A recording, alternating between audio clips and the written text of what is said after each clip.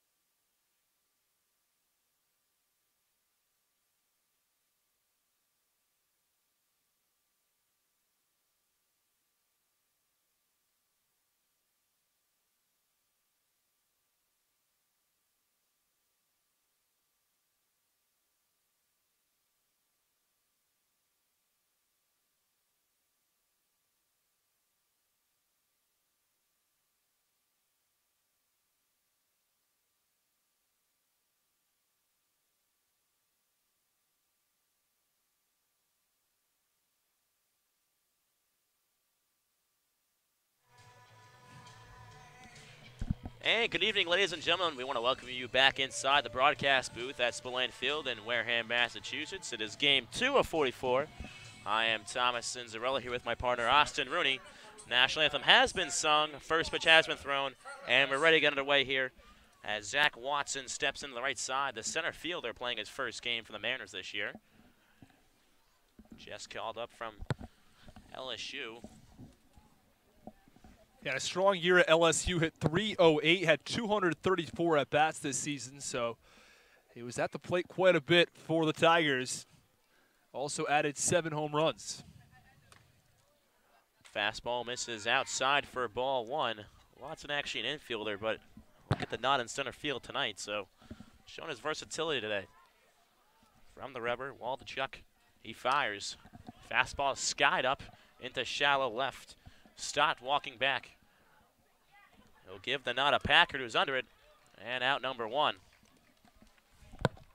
So 2 pitches, 1 out in the first, as Tanner Morris will head to the plate now. 1 for 3 yesterday with a run batted in.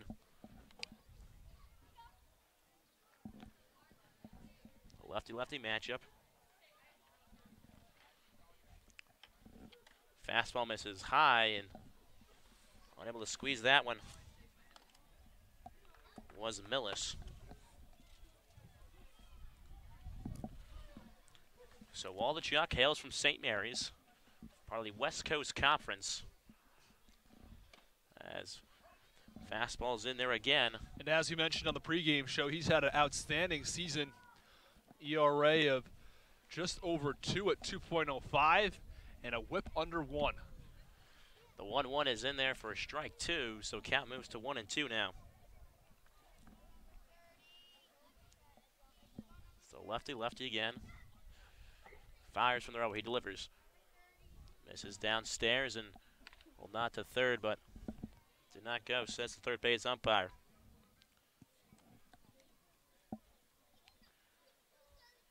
The 2-2. Misses below the knees again, so count is run full now. Morris putting a great at-bat here. 3-2, top of the first, 1 out, no man on.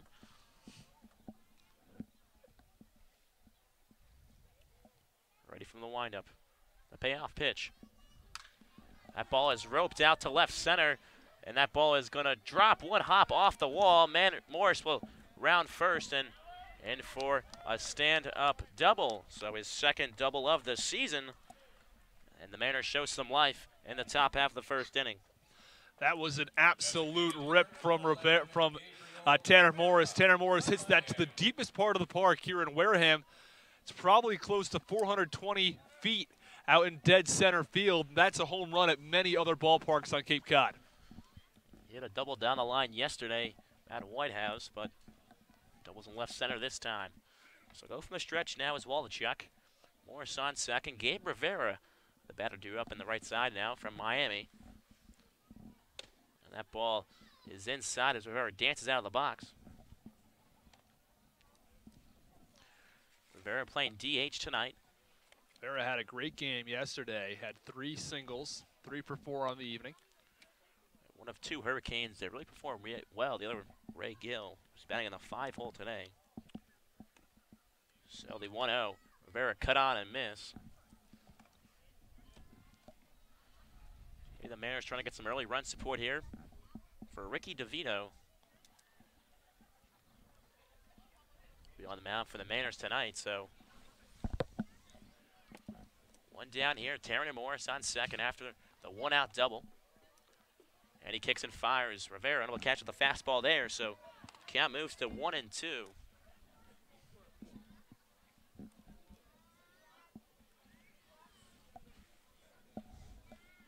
Rivera part of one of those other, a lot of ACC guys on this roster. Ready from the stretch, at the belt, and delivers. That was popped up just over first base side. Vaughn will get called off by Collins, and he'll take care. So out number 2.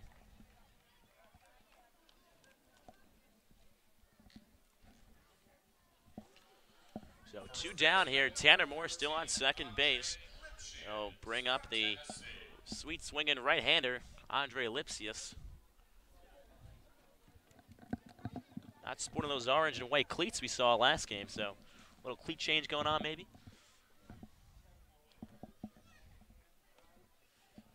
His first pitch, he'll take a hack at that one, but able to catch up with that one.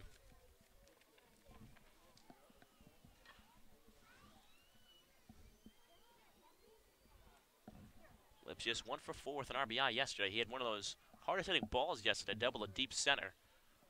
The 0-1 is popped out of play on the right side. So he finds himself in the hole now, 0-2. That foul ball, courtesy of attorney Glenn Harrington and his daughter Tevin.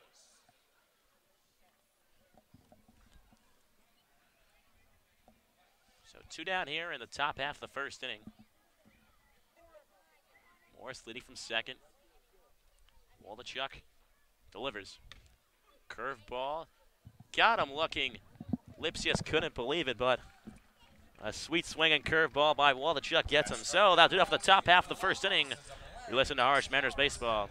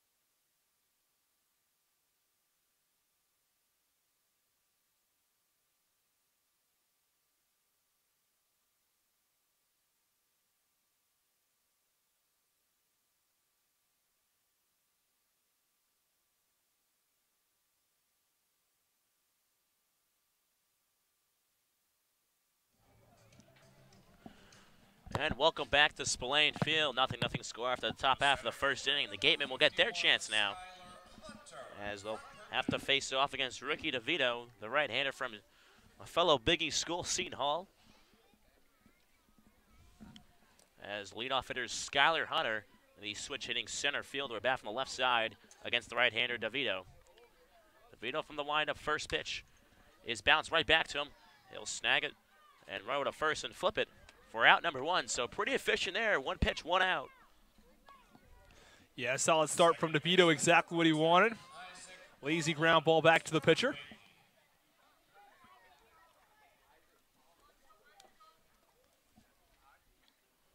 So with 1 down here in the bottom half of the first, it is Isaac Collins.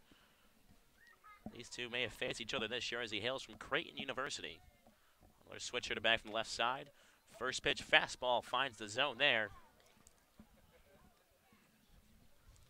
Collins was a pinch hitter used last night in the 12-4 win over Chatham. He was able to go 1 for 1 with an RBI. See what Magic has here tonight. Changeup misses downstairs. Count goes to 1-1 now.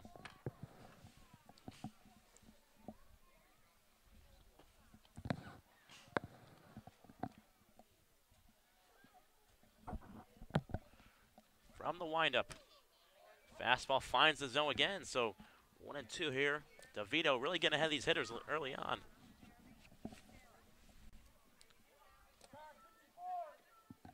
DeVito was named the Big East Pitcher of the Year this year.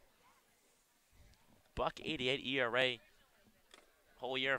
Fastball tips in the mid for strike 3, so DeVito picks up his first strikeout as Brad Debo will throw it around the infield.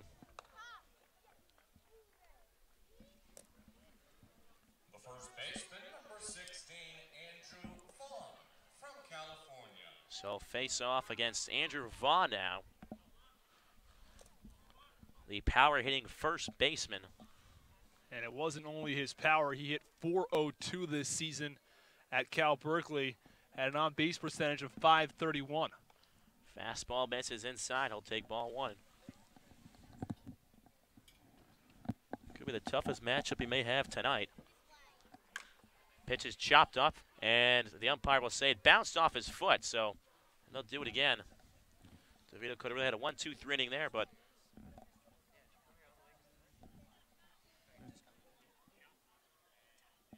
as Brad Debo getting his first game this year, getting a start after having the day off yesterday, sporting his NC State Wolfpack red catcher's gear.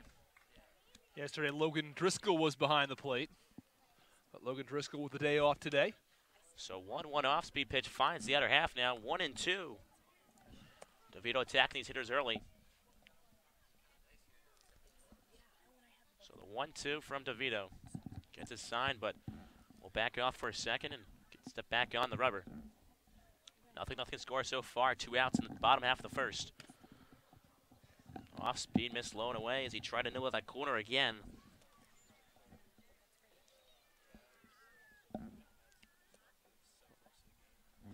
Vaughn only 5'11", but to me, from the batter's box right now, looks bigger than that. As he'll take a hack at that one back into the screen. Vaughn hails from Santa Rosa, California. Decided to play his collegiate baseball out in California still. Want to stay in his home state.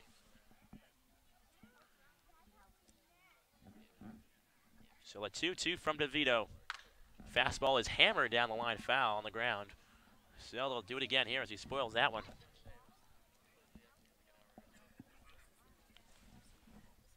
Vaughn doing a really nice job working Ricky DeVito. Pretty deep count at this point.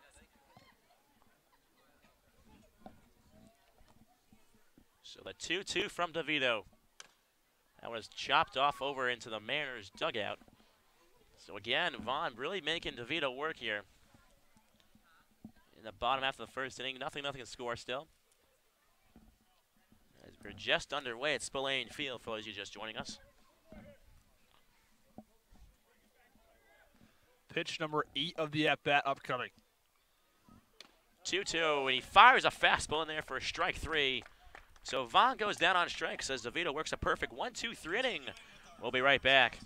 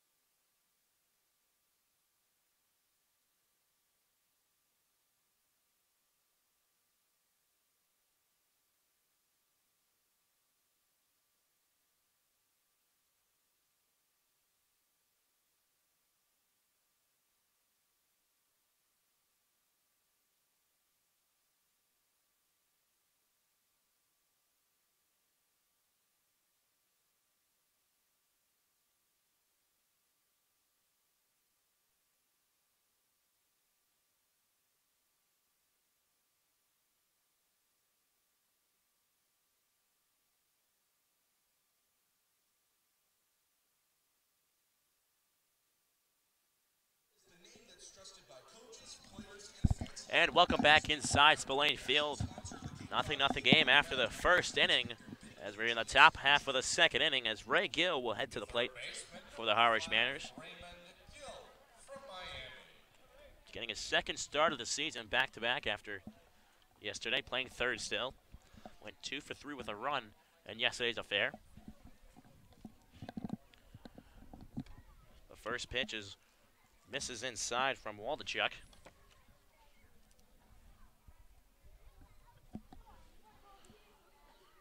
Waldachuk from the fastball is in there, swung on and missed. So 1-1 here from Waldachuk.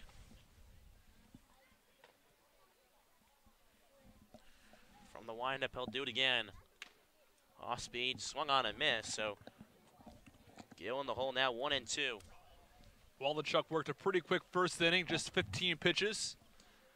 He's up on Gill to start at the second. The 1-2, swung on and missed in the dirt. Gill goes down on strike swinging, so Waldachuk picks up his second strikeout. Waldachuk actually won the Triple Crown in the West Coast Conference, leading the league in ERAs, strikeouts, and tied for first in wins. So he's a high strikeout guy, 118 and 92 in the third innings this past season. Really had 2 stellar years at St. Mary's so far. As fastball misses high to Cam Thompson, the second baseman from Kansas State. So just like Watson, kind of moved around a bit, playing second base today, center field yesterday. As that is chopped over to second at Collins, who'll throw on to first. So quick 2 outs here for Waldachuk. The catcher, number 35, Brad Debo from NC State. As up and now for the Manners is one of the returning players on this roster, Brad Debo, catcher from NC State. Debo had an outstanding freshman year, hit .333 with 215 at-bats. Sophomore year, he was out for a period of time, had just 81 at-bats this season, hit .259. As fastball's above the letters, he'll take ball 1. Last season, Debo had 1 home run. He actually hit it right here in Wareham. He'll get some luck again. Fastball at the knees for a strike 1. Great location there by Waldachuk. So 2 outs here in the top half of the second. Nothing game. The 1-1. Fastball chopped over to the ball boys over on the Wareham side. So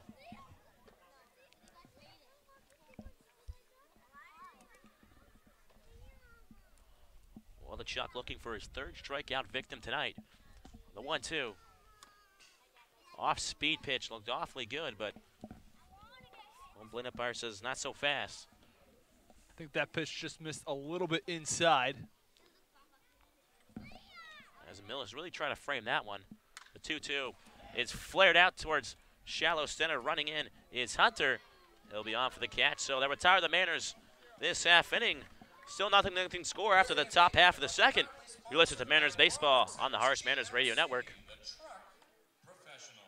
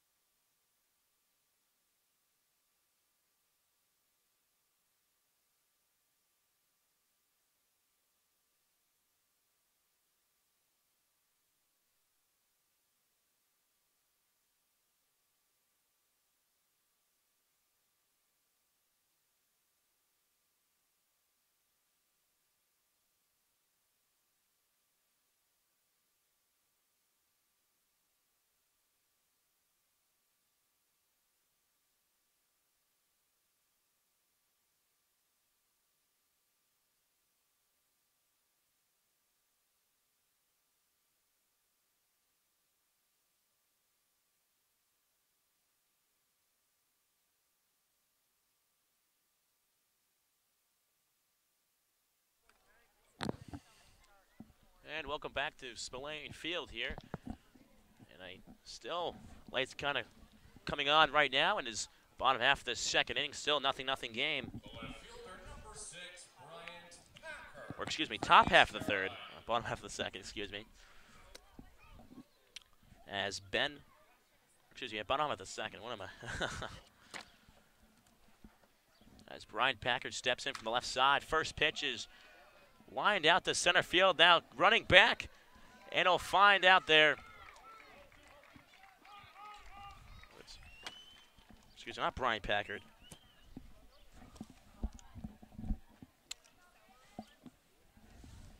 The shortstop, number 4, Bryson Scott from UNLV.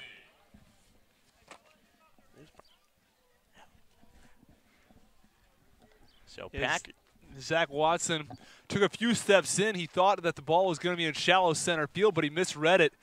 And it was actually in very deep center field. And by the time he went back to it, it was over his head. And Bryant Packard has himself a double. Just misread that one, but so leadoff man aboard now for the Gateman. DeVito with the first runner on, so fastball in there for strike one. Bryson Stott went 1 for 4 yesterday with 2 RBIs. Gateman scored 7 runs in the top of the 9th yesterday against the Anglers. DeVito from the stretch. That is flared out towards the left side and out of play. So behind now 0-2 is Stott.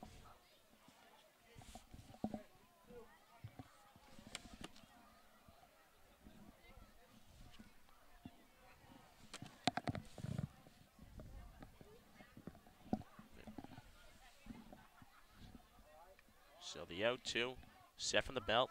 Looking back at second and finally call time is Stott.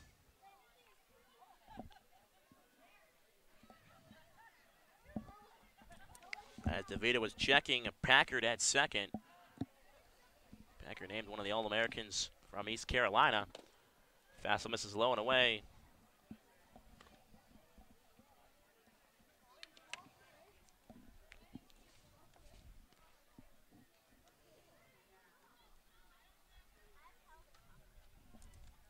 So runner on second here, bottom half of the second. The 1-2, that is lined out towards left center. Watson running over, he'll make the catch and tagging from second. Not in time, it was a close play. So Packard will tag up from second here with 1 down. It's a nice throw out in center field from Zach Watson. That ball was hit probably 400 plus feet. By the time he made the catch, it was not going to be possible to throw out Bryant Packard over at third base, but the throw went all the way to Ray Gill on the fly. As Watson was able to locate that one this time and actually made almost a close play over there at third. So 1 down here with the Packard leading off a third. DeVito still from the stretch as Parker Phillips, the DH, steps in for the Gateman. And we mentioned there's power all around this lineup.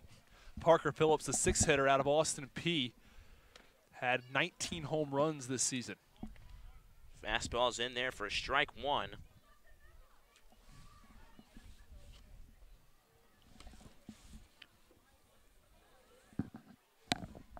So DeVito from the stretch with Packard on third. Looking back at him, he'll fire towards home. Off speed just above the letters. So count goes to 1-1.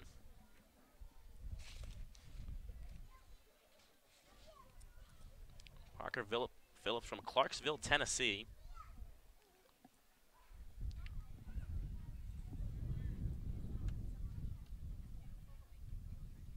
As we'll get set. Fastball misses high again, so 2-1 now.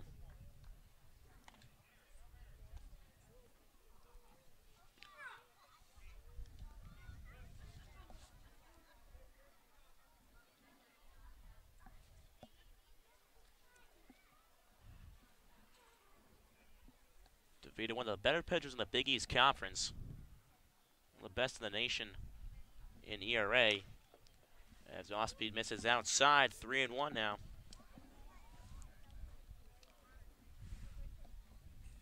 In conference play in the Big East had a 1.33 to go along with his 1.88 throughout the season. Was 4th best in the nation in conference play.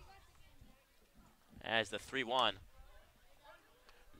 Fastball at the knees. Count runs full now. So DeVito trying to work his way out of the leadoff double here with 1 down in the bottom half of the second inning. 0-0 game. Gateman trying to draw first blood here.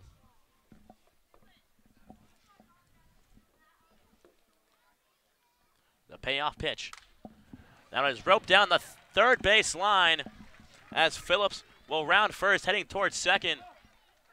Close play at second as Phillips gets in there after he stopped short of second base. And the RBI double from Parker Phillips. He lines that ball past the glove of Ray Gill at third base. And Wareham has themselves on the board first. As Phillips was diving in the second base. I don't know if it was the gravel here or something, but he stopped about a foot short from the bag and then had to reapply his footing at second, but it all goes down the scorebook as an RBI double. So Andrew Millis, the catcher, stepping in from the left side as the Game get the first run across the board. Changeup misses downstairs. And you mentioned the gravel here in Wareham. It's the only park in Cape Cod that does not have dirt base paths. They have gone with gravel instead. The mound is dirt, but the base paths are not. And home plate as well. So DeVito fires a fastball in there now. Count moves to 1-1. So gaming up 1-0 here on the bottom half of the second inning.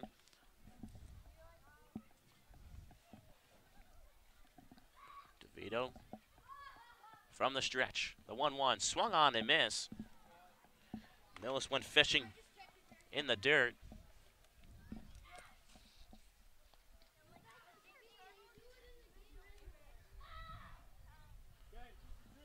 Millis from Missouri State.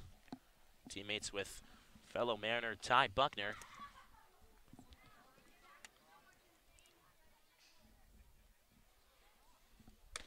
As off-speed got him looking. So Millis is the third strikeout victim tonight. As DeVito now has 2 outs here in the bottom half of the second inning. Number 12, Austin Shenton from Florida International. As Austin Shenton steps in the batter's box now, the third baseman. 1 for 4 yesterday and 2 RBIs in the offensive affair when they beat the Anglers. 1-0 game here at Spillane Field. DeVito for off-speed pitch finds the zone, so really pounding the zone since Parker Phillips is doubled down the line.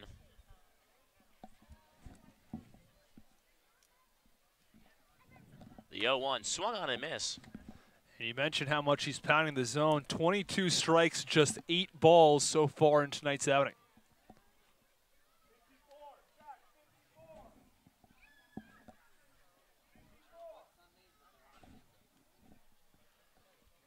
So DeVito trying to get out of the second inning here, 0-2.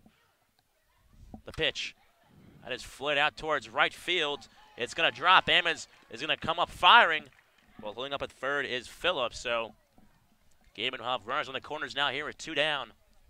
The right fielder, number 33, Eric Gilgenbach from Notre Dame. As stepping in is your fellow Irishman, Eric Gilgenbach. Gilgenbach, a guy who has a lot of power. Not a guy who's going to have the greatest average this year. He had 10 home runs, 270 batting average. Actually brought that batting average up towards the end of the season. So trying to add some run support here for the Gateman. DeVito a little jam here with 2 outs in the bottom half of the second. Runners on the corners from the stretch. Fastball just misses inside.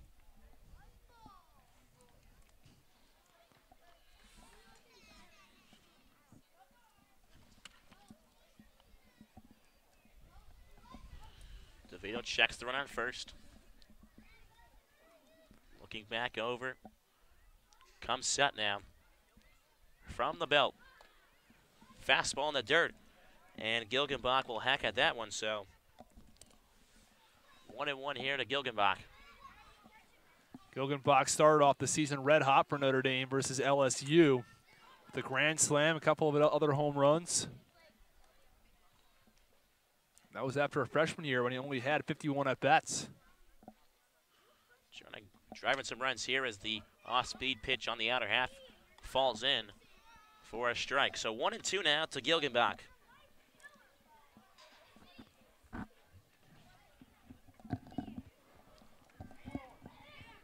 Phillips on third. Shenton on first.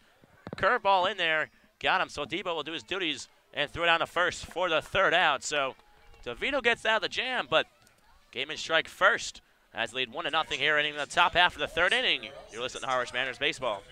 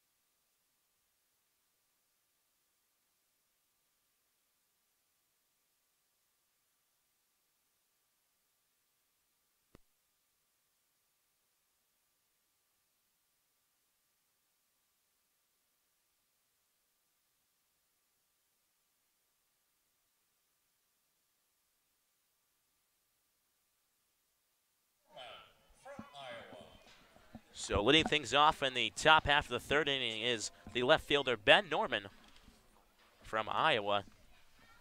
He'll get his first start tonight in the Cape League.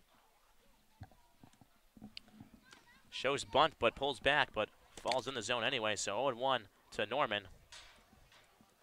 Norman has a long history of family playing at Iowa.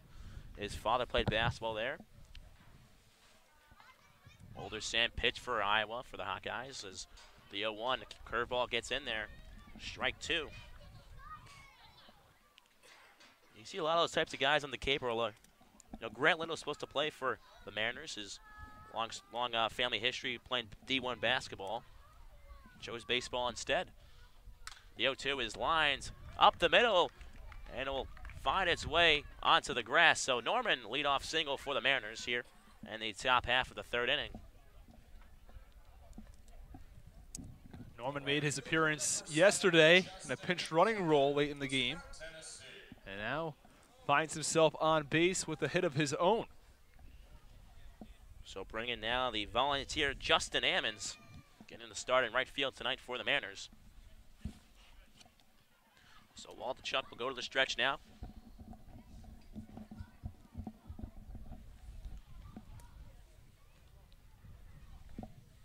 Batting from the left side is Ammons. Lefty versus lefty. Fires to the plate. Fastball outside. Gets away, though. And Norman gets a good read on that one and will get to second standing up.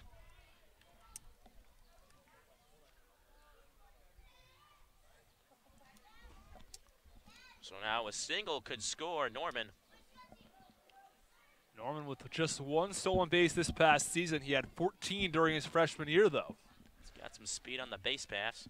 Well, that won't go down as a stolen base. Still showed some speed getting over to second.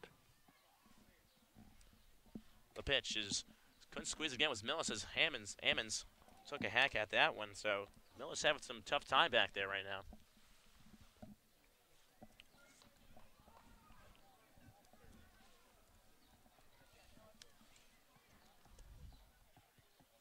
Ammons, the sophomore out of Memphis, Tennessee. The 1-1. The pitch. Curveball is fouled off top of the school over there, so that one gets out of play. So 1-2 to Ammons.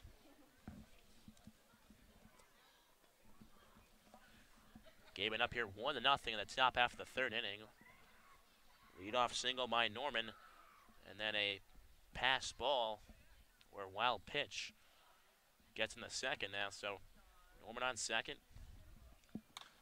Curveball is fouled off by Ammons towards the first base dugout. So they'll do it again at 1-2.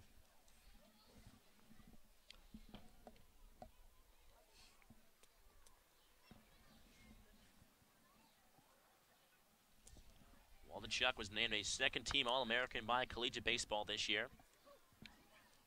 after sporting a 2.05 ERA in 2018. Looking back at Norman at second. Deals to the plate. Fastball upstairs. Gets Ammons swinging. So big strikeout for Waldichuk. His third on the day. As we'll now come back to the top of the order now. Zach Watson, the center fielder. He'll head back to the plate. Watson popped out towards shallow left field last time up. He also misread a ball out in center field, looking to make up for that error right here. As that is off the end of the bat, back towards the backstop. And that would definitely be a great way to redeem yourself. Take a nice little RBI, maybe single or double here, and put the Mariners on the board. As the Mariners find themselves down here 1-0 in the top half of the third. Norman on second, dancing, and off-speed pitch misses below the knees now.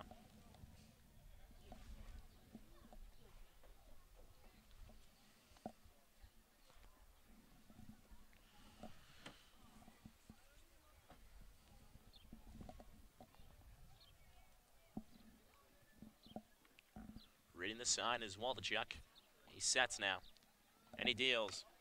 Off speed on the outer half, belt high, so 1-2 now to Watson.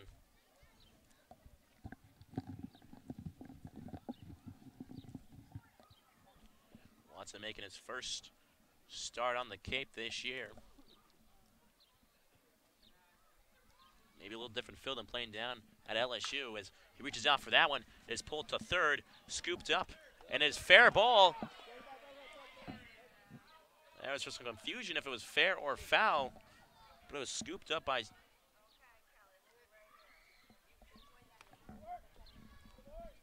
It's an interesting field here in Wareham. All the infield grass is in fair territory. The base paths are all in foul territory. So normally the base paths have the line going right down the middle. Here there is no baseline at all. The entire gravel base path is in foul territory. All of the infield grass is in fair territory. And when the third baseman, Shenton, came in, that ball was very, very close to being in fair territory and foul territory.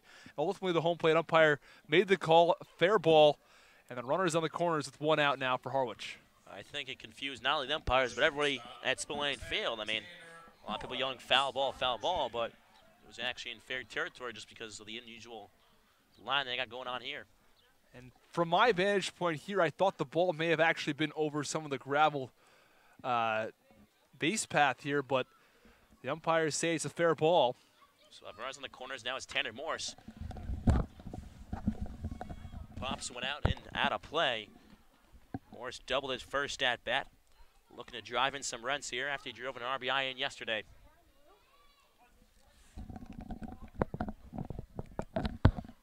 Lefty versus lefty. Norman off a third. Pick off towards first, but nothing doing there as Watson gets back in time. Watson on first, Norman on third. 1-0 Gateman so far, with one down here in the top half of the third. He throws over again to first as Watson will dive in this time. So Waldachuk keeping an eye on Watson at first as Morris awaits the 0-1. He deals to home. Off speed, just misses. Count moves to 1-1.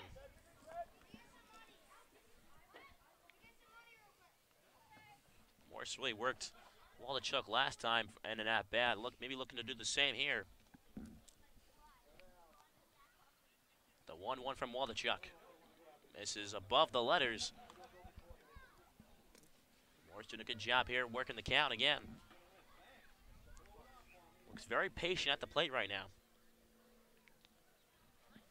Just looking for that one pitch to put out into play. As Waldachuk hurries here, as that is skied up into shallow left field. Stotts under it, and will catch it for the second out. And unfortunately for the Mariners, it's not going to allow Ben Norman, who's standing on third base, to score. And that's one thing the Mariners struggled yesterday with. Left 10 guys on base yesterday. As that could be a theme we may see this year, but hopefully we don't. They can drive in their guys here. Already left one on base already, so let's see who can drive in the runs now as Gabe Rivera steps up to the plate. He popped out his first at-bat. First pitch, Osby pitches there at the knees for strike one. So Waldachuk really trying to work his way out of this jam here. Runners on the corners with two down. The top half of the third. 1-0 Gateman as Waldachuk 0-1 misses outside.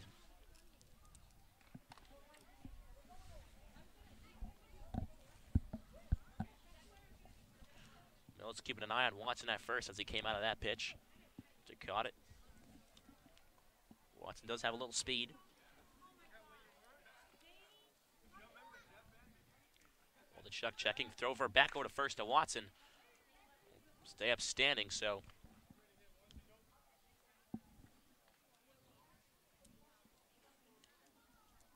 maybe the Mariners want to get some motion going on here, especially with two outs. The 1-1. Rivera swings and misses at the fastball. Waldachuk ahead now, 1-2. And you mentioned Zach Watson's speed. He has 14 stolen bases back in his sophomore year In his freshman season, he added 12 to that total. So 26 stolen bases in his college career. Watson off of first has a big lead over there. Nothing doing as Rivera scoops it off the end of the bat. And that drops in the center field. As running around second and the third is Watson. So one run across here for the Manners as a timely hit by Gabe Rivera ties up the game at 1. And Gabe Rivera does not get the best contact on that ball. It's just a blooper into center field, and it gives the Harwich Mariners a 1-0 lead right over the head of the shortstop Stott. Excuse me, the game is tied now 1-1, puts the Mariners on the board. So Norman scoring on that one. As Waldachuk still trying to work his way out of the jam here. Runners on the corner still. Rivera off at first. Watson at third now. Waldachuk from the belt. And he deals. First pitch is Scott out to center. Running in is Hunter. And he makes the catch for the third out. But not before the Mariners draw across the run. Across home plate. So that's the end of the top half of the third inning. You listen to Mariners baseball.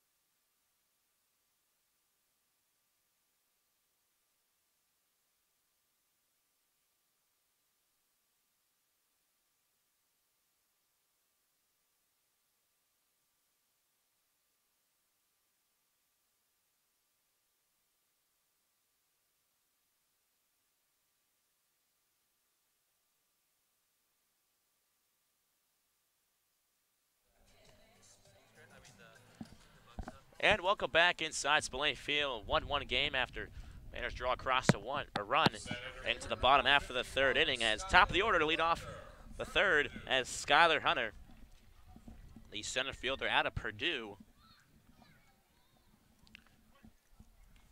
Out of Oregon City, Oregon, as DeVito is ready to set deal. Speed pitch in there for strike one. Hunter, a kinesiology major for the Boilermakers. As fastball is grounded. Diving play at first. Flip on the first in time for the out. So a nice play by Andre Lipsius, flashing the leather over at first. An interesting decision by Lipsius as well to toss over to the covering Ricky DeVito. I thought that Lipsius may take it to the bag himself, but DeVito only beat him by a half a step. It was an awfully close play at first base. Yeah, with some communication problems going on there. I mean, you wanted to flip it, but DeVito wasn't sure of it. But anyhow, it goes down as an out in the scorebook, so one down here in the bottom half of the third. First pitch fastball misses outside to Isaac Collins.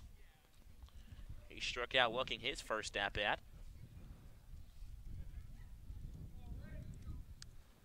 DeVito has continued to pound the strike zone throughout the start. 28 strikes, just 10 balls for 38 pitches. As that is chopped over towards the Wareham dugout, so count moves to 1-1.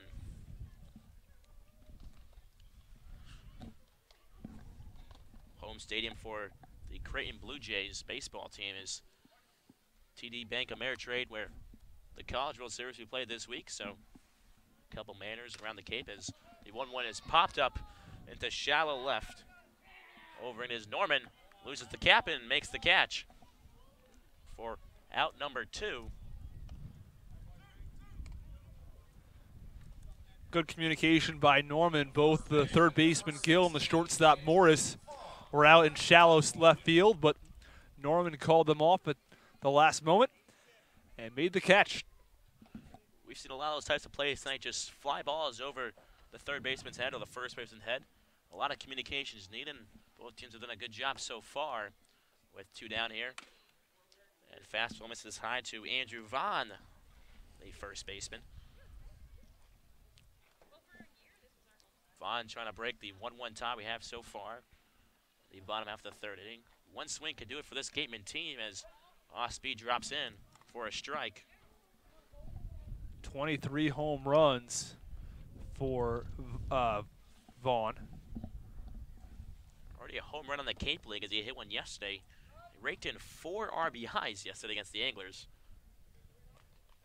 So he scored almost a third of the runs for the Gateman yesterday. So from the windup is DeVito. And the pitch. Fastball chopped off home plate. And a roll on the gravel into foul ground. So DeVito goes ahead here 1-2 to Vaughn.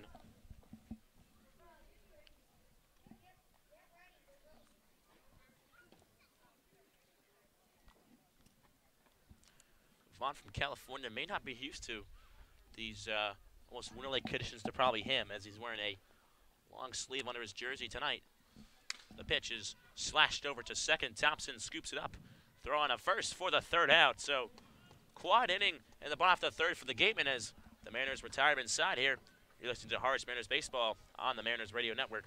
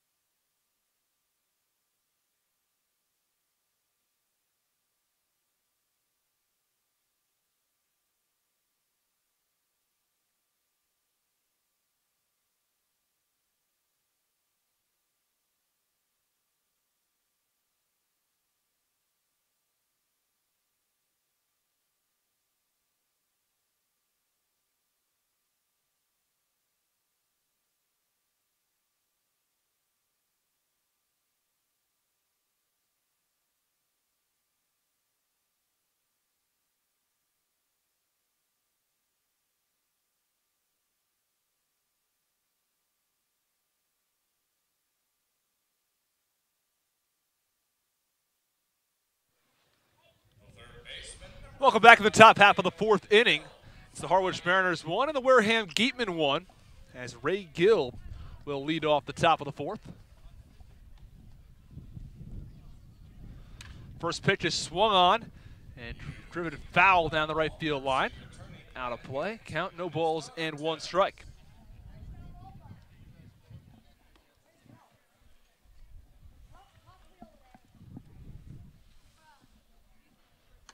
The 0-1 offering in there for strike 2, and the count, no balls and 2 strikes on Ray Gill. Gill went down on a strikeout in the top half of the second inning. The 0-2 pitch, he checks his swing, motion over to first. First base umpire says that he held up in the count, 1 ball and 2 strikes. Yeah, Wolochuk's breaking ball has gotten better as the game has progressed. I think as he starts to get more into the game, he'll feel more comfortable throwing it. The 1-2 pitch in there for strike 3. Ray Gill knew it, turning around immediately as he goes down on a called strike. And there's 1 out in the top half of the fourth inning. Second baseman, number 3, Cameron Thompson from Kansas State. And stepping into left-hander's batter's box is Cam Thompson.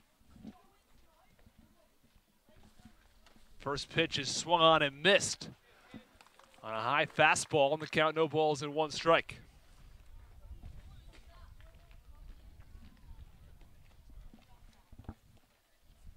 The 0-1 delivery misses inside, and the count, 1 ball and 1 strike.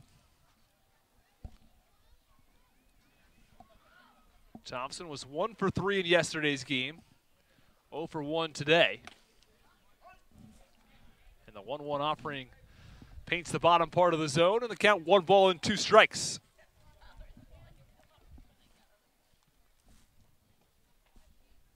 A left-handed hitting second baseman looks at strike 3, and he goes down on strikes. So back-to-back strikeouts looking from Waldachuk. And they're 2 away in the top half of the 4th. Looked like to be the same pitch that Gill got struck out on, just that breaking ball in the inner half of the plate.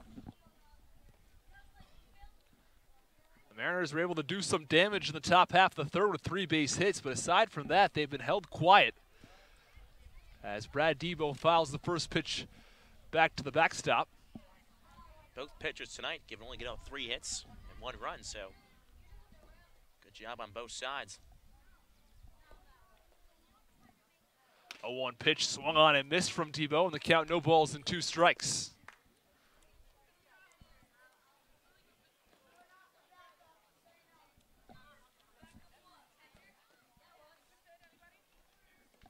The 0-2 delivery swung on and fouled off from Brad Debo, and the count remains 0 balls and 2 strikes. Debo steps back into the left-hander's batter's box. Waves his bat in a circular motion. Here's the 0-2 pitch. Swung on and missed. Another curveball from Waldachuk, and that'll do it. A brilliant 1-2-3 inning where Waldachuk strikes out the side at the end of 3.5. It's the Mariners 1 and the Wareham Gateman 1. We'll be back with the bottom half of the 4th.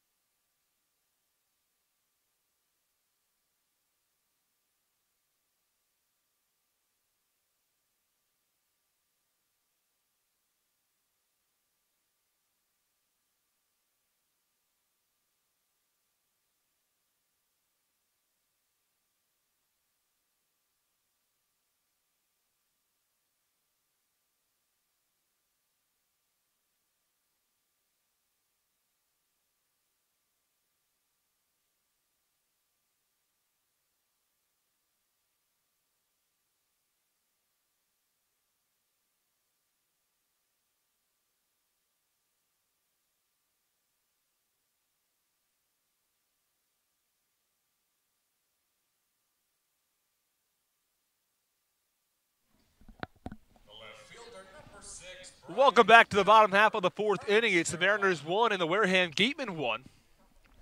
As the 4-hitter in the Gateman order, Bryant Packard, steps into the left-hander's batter's box. He doubled back in the bottom of the 2nd inning, looking to do more damage. As the first pitch from Ricky DeVito in there for strike 1, and the count 0 balls and 1 strike.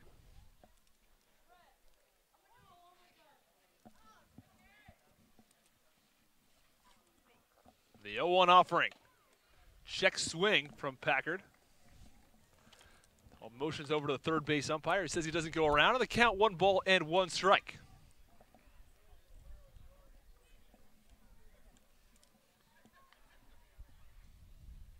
The 1-1 delivery paints the bottom part of the zone, and the count 1 ball and 2 strikes. Packard had the fantastic .406 batting average in college. The 1-2 pitch,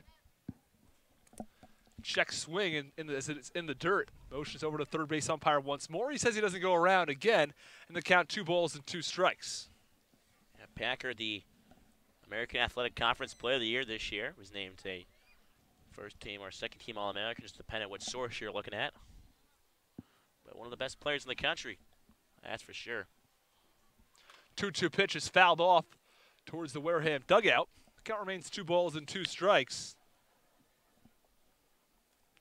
I mentioned he hit over 400 in college. He was 2 for 2 yesterday, 1 for 1 today, so he's off to a strong start on the Cape as well.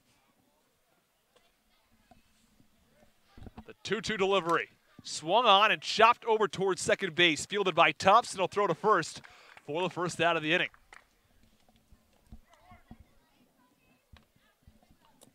The shortstop, number 4, Bryson Stott from UNLV.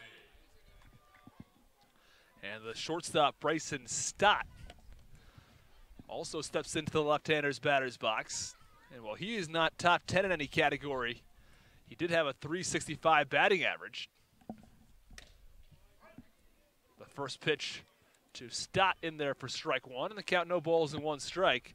Also had an OPS near 1,000, so his statistics are outstanding despite the fact they're not top 10 in any given category. The 0-1 pitch is swung on, grounded back to the pitcher. DeVito will toss over to first for the second out of the inning. Nice job fielding that one by DeVito. It was a pretty hard-hit ground ball that he gloved nicely. And they're 2 away in the bottom of the 4th. The designated hitter, number 19, Parker Phillips from Austin P. And Parker Phillips, the 6th hitter. You mentioned he had 19 home runs in his college season. Number 7 in college baseball in that category, as the first pitch misses well upstairs. Count 1 ball and no strikes. DeVito, 52 pitches on the evening, 39 strikes, 13 balls. The 1-0 pitch swung on and missed. Really nice curveball. And the count 1 ball and 1 strike. 1-1 game in Wareham, Massachusetts. Bottom of the 4th inning. 2 outs. Base path is empty. The 1-1 offering swung on and fouled off. The count 1-2.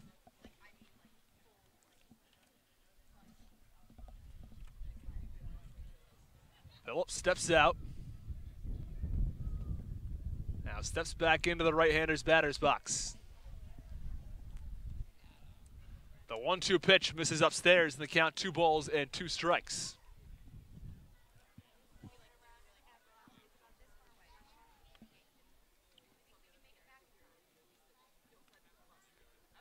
The 2-2 pitch from DeVito misses low and outside with a breaking ball, and the count runs full at 3 balls and 2 strikes.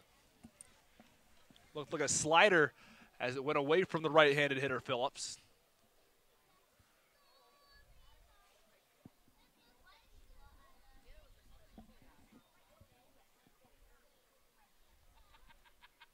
The payoff pitch to Phillips swung on and fouled off. He got a piece of a breaking ball. The count remains 3 balls and 2 strikes. Base path is empty, bottom of the 4th inning, 2 outs. The Mariners and Gateman are square at 1-1. Phillips really making DeVito work tonight. This is his second at bat where he's gone full. 3-2 pitch misses just outside. And Phillips draws a walk, so a runner on first base with 2 outs.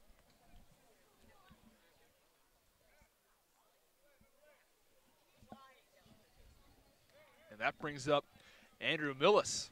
The catcher, number 13, Andrew Millis from Missouri State. Millis had a strong .321 batting average at Missouri State. Added 7 home runs. Has a fair bit of power as Phillips leads off of first base. First pitch to Millis in there for strike 1, and the count no balls and 1 strike to the left-handed hitter. Millis restraps his batting gloves and digs back into the left-hander's batter's box.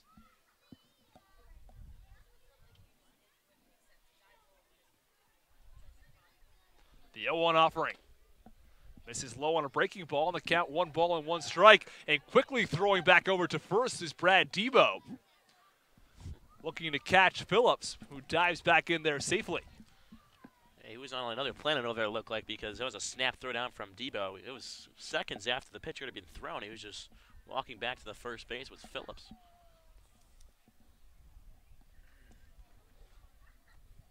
So Phillips leads off first. The 1-1 pitch in the dirt.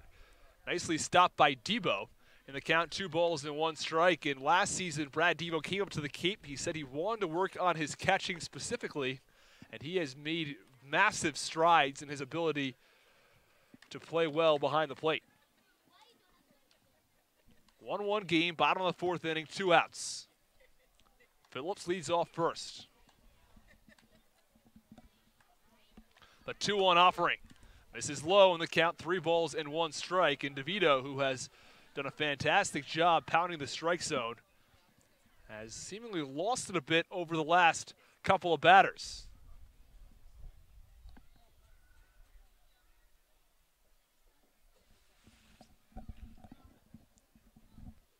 Three-one pitch misses upstairs, and back-to-back walks from Ricky DeVito. And the runner's on first and second with 2 outs.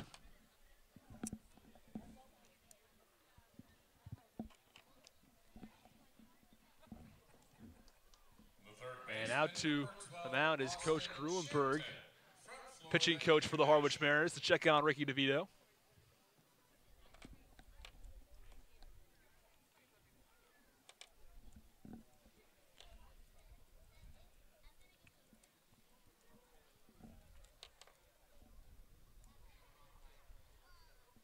Coach Gruenberg jogs back to the dugout. Brad Devo returns back behind home plate. Runners on first and second, 2 outs, bottom of the 4th inning. It's the Harwich Mariners 1, the Wareham Gatemen 1. DeVito gets a sign from Brad Devo. First pitch to Austin Shenton. Hits the zone on the count, no balls and 1 strike.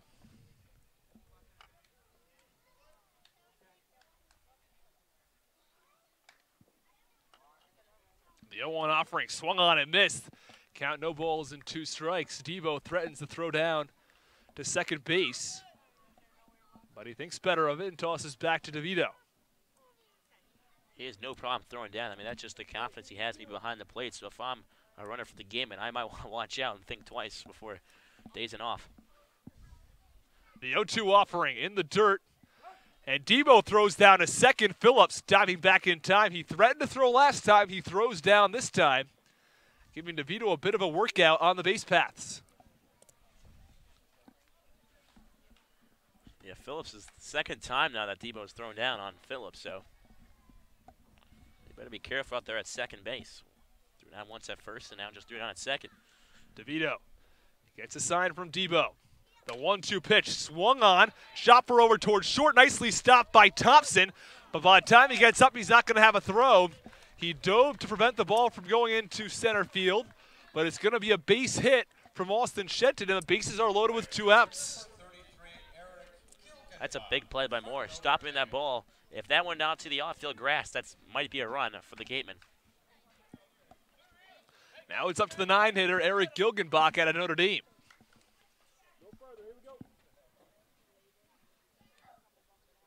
Not a hard hit ground ball, but due to the placement, it was nearly directly over second base. It was a very tough play for Thompson to make. First pitch to Gilgenbach is in the dirt. Devo blocks it, keeps it in front of him, which forces Phillips to stay at third base. 1 ball and no strikes to Eric Gilgenbach. And I mentioned just a little while ago, it was 39 strikes to just 13 balls. Well, now it's 46 strikes to 23 balls from DeVito. He's lost a bit of the zone recently. The 1-0 pitch misses upstairs in the count, 2 balls and no strikes to Eric Gilgenbach. Bottom of the 4th inning, Mariners 1, Gatemen 1.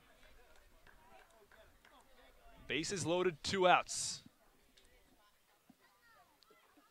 70 pitches now for DeVito. The 2-0 pitch misses low in the count, 3 balls and no strikes, and Devo throws the ball into left field. Ray Gill wasn't ready for it, and the Wareham Gatemen have taken a 1-run lead on a throwing error into left field.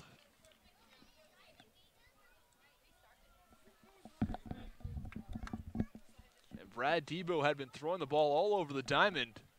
I think it was a little bit over the head of Gill. Gill wasn't looking for it, as he wanted to keep Thompson on at third base. Phillips on at third base. 3-0 pitch is swung on and missed from Eric Gilgenbach. It's given the green light on 3 balls and no strikes.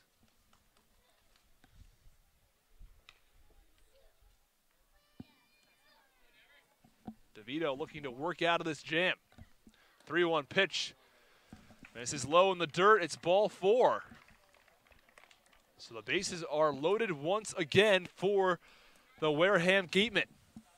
The center fielder, number 51, Skylar Hunter from Purdue.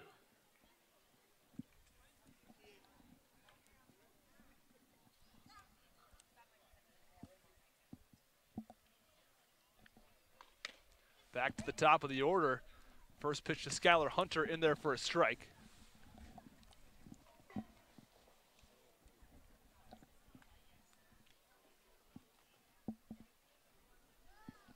The 0-1 pitch swung on and chopped over to first base. Lipsius Fields, he'll toss over to the covering DeVito, who gets it there just in time. DeVito does a fantastic job covering first base, and that'll do it for the 4th inning, but not before the Wareham Gatemen score and take a lead 2-1.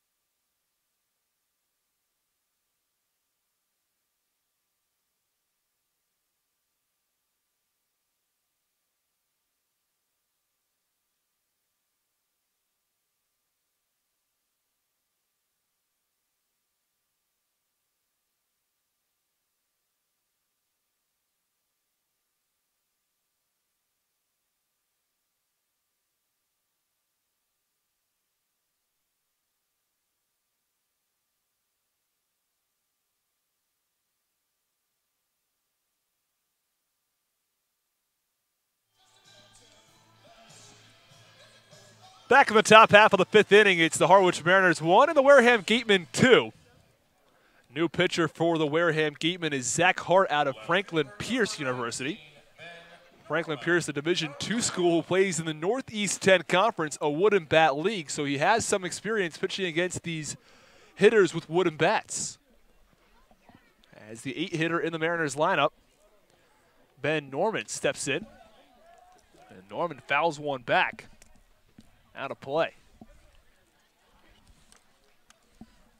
Yeah, Hart's sporting that Jacob DeGrom blonde hair, long blonde hair, so great to see that. A little bit like the Noah Syndergaard haircut. That is true. And more recently, DeGrom has cut his hair as the 0-1 pitch is in the dirt, count 1 ball and 1 strike. He's got awfully short hair, no beard. Looks like a totally different person than about a year ago.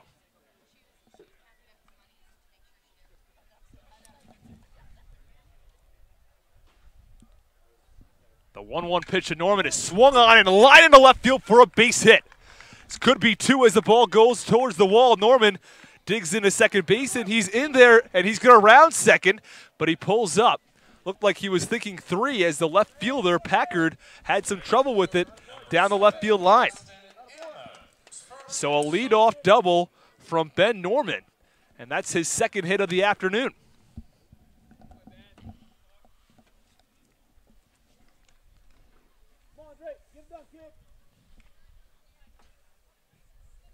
top half of the fifth inning, Mariners 1, Gateman 2.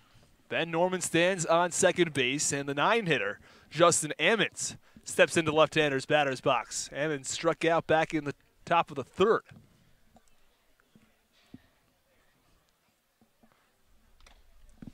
The pitch is swung on and missed from Ammons. Count no balls and 1 strike. Ammons played in the Alaskan Baseball League last summer for the Matsu Miners. Drove in 17 runs with 1 home run and batted .313 as part of the championship team that won the league.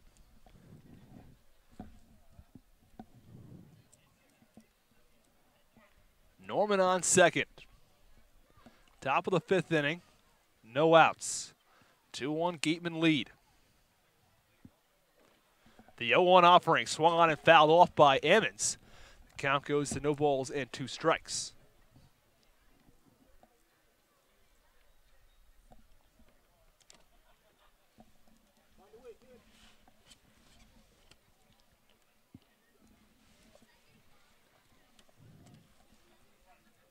Hart gets a sign from his catcher, Millis.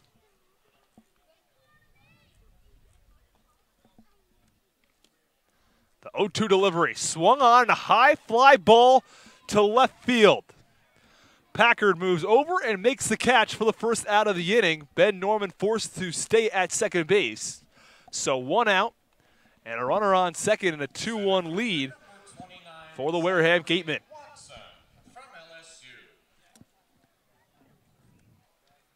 Back to the top of the order for the Harwich Mariners. Zach Watson steps into the right-hander's batter's box.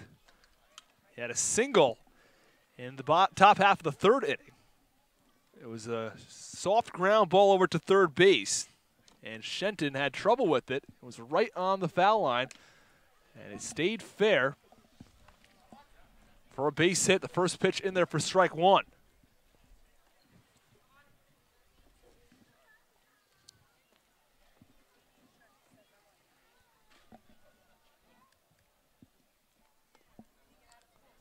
Hart to the set.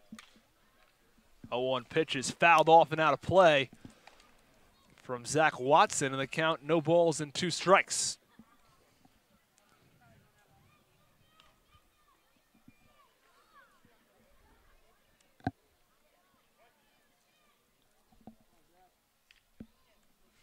Watson steps back into the right-hander's batter's box. Norman leads off second. The 0-2 pitch swung on, a high fly ball to right center field. The right fielder, Gilgenbach, gets under it and makes the catch for the second out of the inning. 2 down on the top of the fifth. Well, Hart has really settled in here after getting up the leadoff double to Norman. Back-to-back batters 0-2 and has gotten 2 flyouts out of that.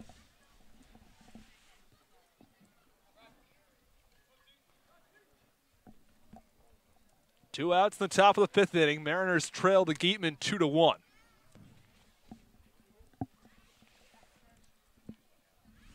Norman on second. Tanner Morris stands in the left-hander's batter's box. Fouls off the first pitch out of play.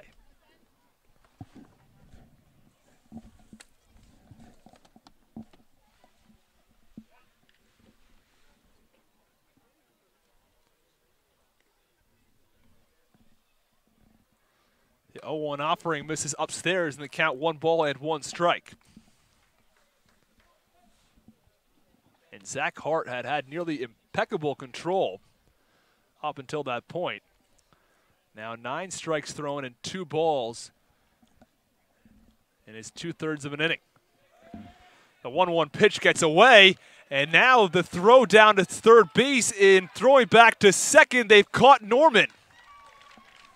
Norman took a little bit too large of a secondary lead off of second base.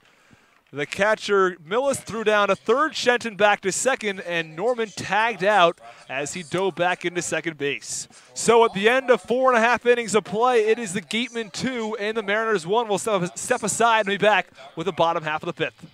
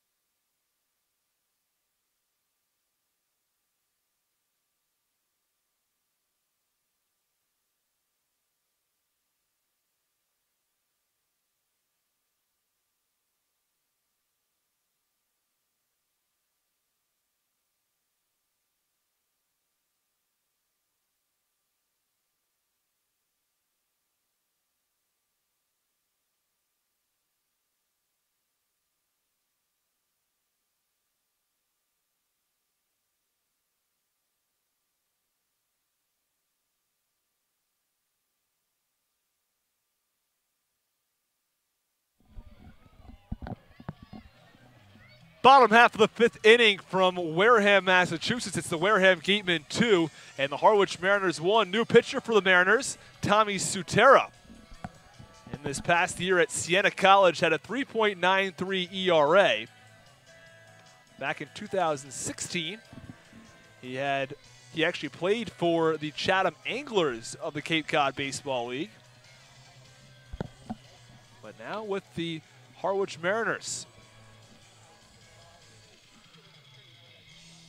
In his 52 innings of work, he's had solid control, had just 14 walks. So with the new pitcher, that means Ricky DeVito's day is done officially.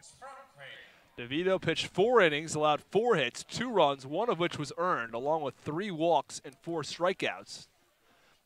He lost control later on in his outing, but still kept things together.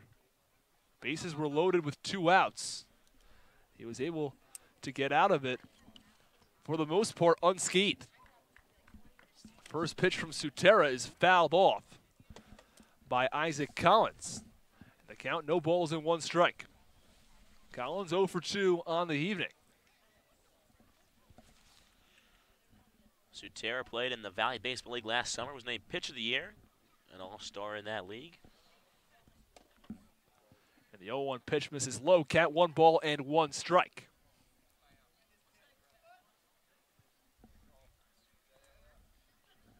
Was 6-0 with a .157 ERA. Those are awfully good numbers for the right-hander. The 1-1 offering swung on, a high chopper back to the pitcher Sutera. Sutera fields, throws the first, and there's 1 away in the bottom half of the 5th inning. The first baseman, number 16, Andrew Vaughn from California. And Andrew Vaughn steps into the right-hander's batter's box.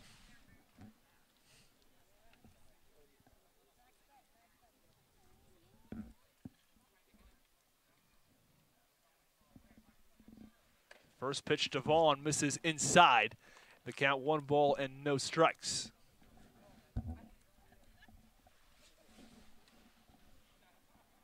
Vaughn just 1 for 7 on the Cape. You mentioned his home run in yesterday's game was actually a grand slam.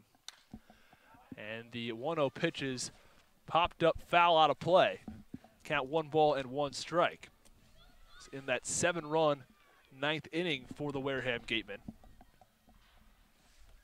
You don't see that very often at all when a team comes out and puts a 7 spot in the top half of the 9th. Gives them quite a bit of an insurance pad. And the 1-1 pitch in there for strike 2. Count 1 ball and 2 strikes to the slugger, Andrew Vaughn.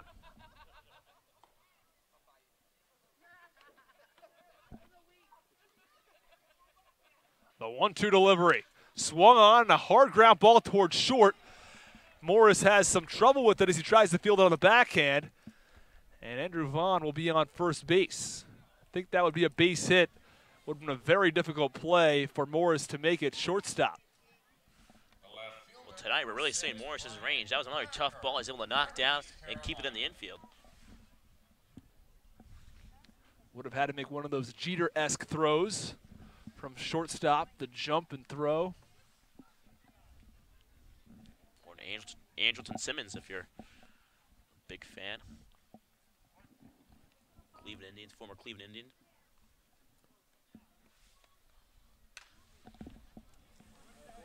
And Bryant Packard, the cleanup hitter, fouls off the first pitch from Tommy Sutera. Teammates with Jay Gagnos, fellow Pirate out of East Carolina. Bottom of the 5th inning, 2-1 Gateman lead, 1 out. Runner on first base, the 0-1 pitch swung on and missed from Bryant Packard.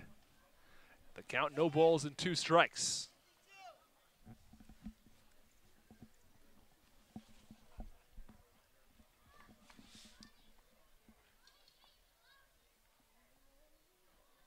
Sutera looks back, Vaughn at first base. The 0-2 pitch, swung on and missed, struck him out. Blows a fastball right by Bryant Packard for the second out of the bottom of the 5th inning.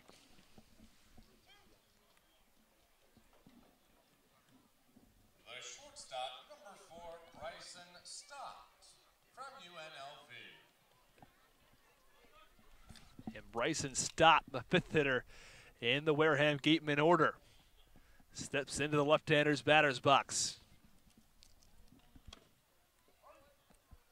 First pitch right down the middle for strike one.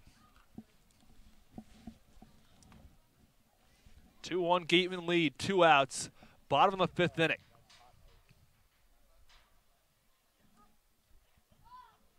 The 0-1 pitch in there for strike two. As Bryson Stott looks at the first 2 strikes.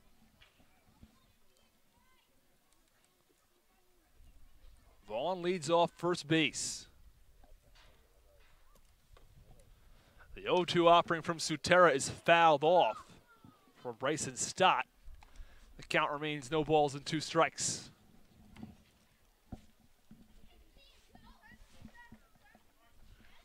Bunch of Little Leaguers in the park tonight as they honor the Wareham Little League, so see a bunch of kids in jerseys running around here. The 0-2 pitch swung on and headed right our direction to the press box, foul it out of play as we duck out of the way. And I mentioned before the game that I'm not quite sure they used to have this netting up here in the press box. But, you know, I will say I am appreciative of the netting because, Thomas, you were right in the line of fire. I should have brought my glove to the ballpark, I'm guessing, tonight, but... Well, Vaughn leads off first. It's a 2-1 Wareham Gateman lead. Maybe we'll watch Coach angling for a spotter next time. Bryson Stott takes ball 2. Or, excuse me, that's ball 1, and they count 1 ball and 2 strikes.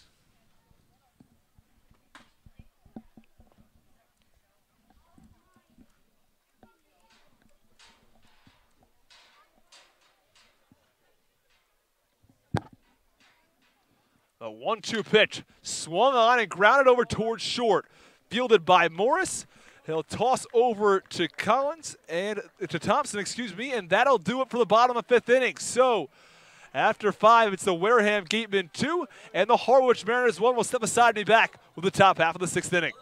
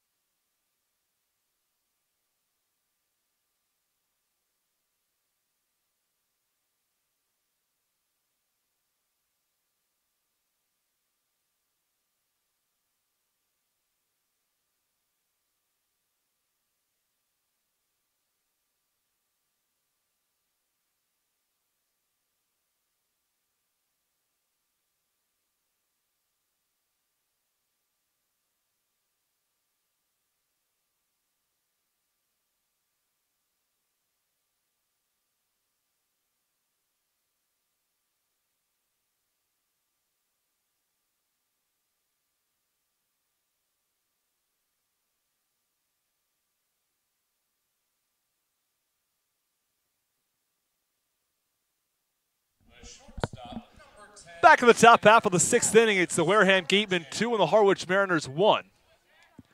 And the second hitter in the Harwich Mariners order, Tanner Morris, stands in the left-hander's batter's box. He was up to end the top half of the 5th as Ben Norman was caught between second and third base. First pitch right down the middle for strike 1. I guess in a way it can kind of help him a bit. He's already seen a couple pitches from Hart. The 0-1 offering misses inside. Count 1 ball, 1 strike. You know, that's something I'd really like to see. If when batters are up and there's a caught stealing, if their average goes up at all when they come back up to the plate in the following inning. It's a 1-1 pitch, misses low, 2-1. I just don't know. I think that'd be an interesting study to see. Well, I know it's you don't see it very often where a guy gets thrown out or gets caught in a pickle to end an inning and comes back up the next half inning. So. 2-1 pitch misses upstairs. Count 3 balls and 1 strike, but it's similar to when a batter sees a pitcher for the second time around the order. They sort of seen the pitcher's stuff, know what to expect. 3-1 pitch is swung on and hit in the air high and deep to left field. Left fielder Packard on the run and makes the catch for the first out of the inning. I think usually that's why always when a guy goes through second 3 times through the lineup, a pitching coach and a coach kind of tend to take notice and see if the hitters are exchanging, notes in the dugout, and they tend to go to their bullpen once the 3rd time comes around. Gabe Rivera steps into the right-hander's batter's box. Rivera had 3 hits in last night's game. And the first pitch from Hart clips the outside corner. Count no balls and 1 strike. Rivera accounting for the lone RBI for the Mariners tonight. 0-1 pitch misses low. Count 1 ball and 1 strike.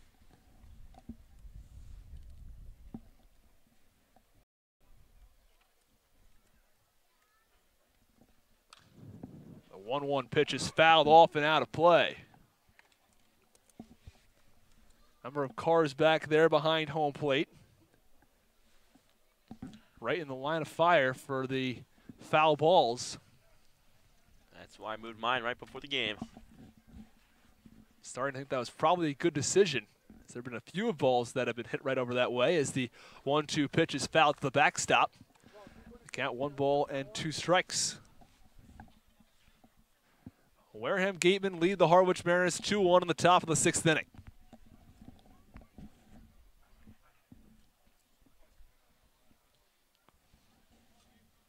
A 2-1 pitch.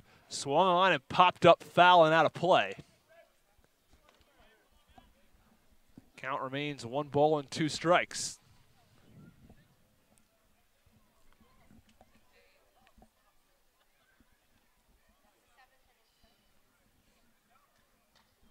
The 1-2 offering from Hart is fouled off once more from Rivera. Saw that ball actually cross the road into the woods, which is pretty far down that way. Pitch number 7 of the at-bat. This is low in the count, 2 balls and 2 strikes. 1 out, bases empty in the top of the 6th. Gateman on top of the Mariners, 2-1, as Rivera takes a practice swing. The 2-2 pitch swung on, and a weak chopper over towards first base. Throw down to first is fielded by the catcher, and thrown to first in time for the 2nd out. Nice job by Millis fielding that ball on the first base line and throwing to first to beat Rivera. 2 away in the top half of the 6th inning, and Andre Lipsius steps into the right-hander's batter's box.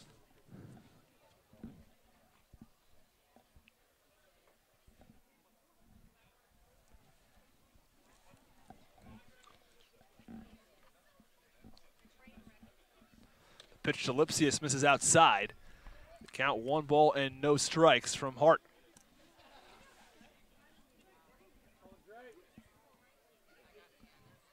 The 1-0 offering misses outside. Count 2 balls and no strikes to Andre Lipsius. Lipsius playing at first base tonight for the Harwich Mariners.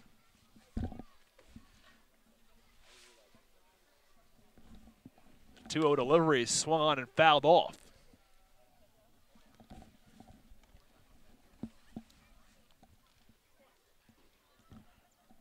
Lipsius having a quiet night tonight after a loud bang double he had off the wall last night. A 2-1 pitch swung on and popped up in foul territory over towards the first base side. The first baseman, Vaughn, calls off the catcher, Millis, and makes the catch for the final out of the top of the 6th. So, after 5.5 innings of play, it is the Wareham Gatemen 2 and the Harwich Mariners 1. We'll be back with the bottom half of the 6th inning.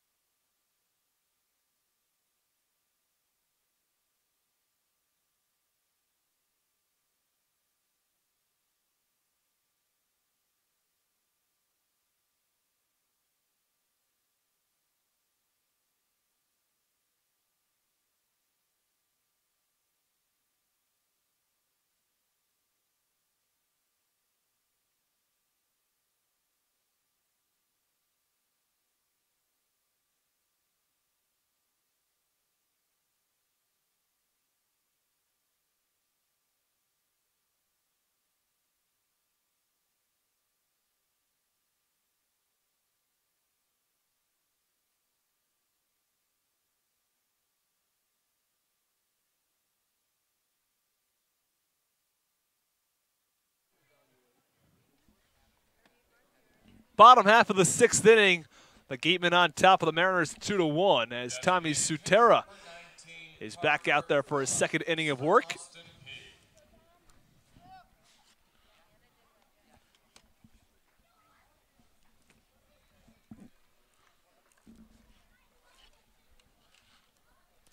Parker Phillips leads off the bottom of the 6th inning. He swings and misses at a fastball for strike 1. Phillips is 1 for 1 with a walk. He doubled back in the bottom of the 2nd inning and walked in the bottom of the 4th. 0-1 pitch is also swung on and missed, and the count no balls and 2 strikes. Different approaches at bat by Phillips. He swung at the first 2 pitches where he kind of worked the pitcher the first 2 times out. The 0-2 offering misses upstairs, count 1 ball and 2 strikes.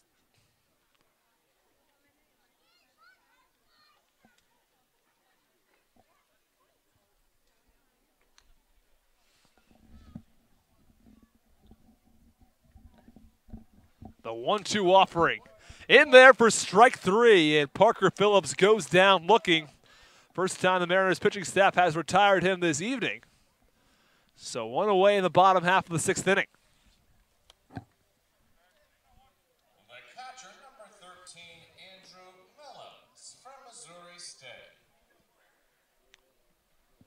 So Andrew Millis, a catcher, the 7th hitter in the Wareham Gateman order, stands in the left-hander's batter's box, takes ball 1 low. Millis 0 for 1 with the walk.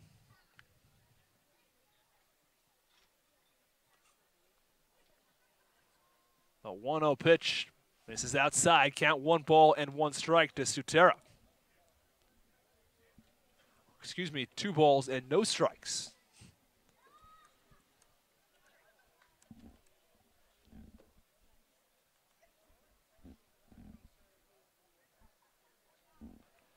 The 2-0 pitch misses low. Count 3 balls and no strikes to the left-handed hitter.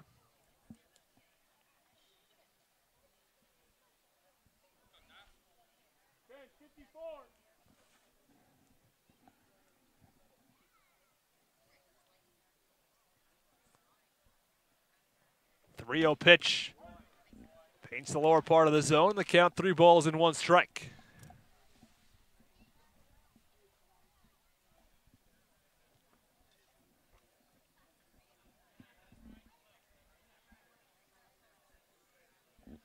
The 3-1 offering swung on, a high fly ball to left field. Norman takes a couple steps in, takes 1 step back, and makes the catch for the 2nd out of the inning.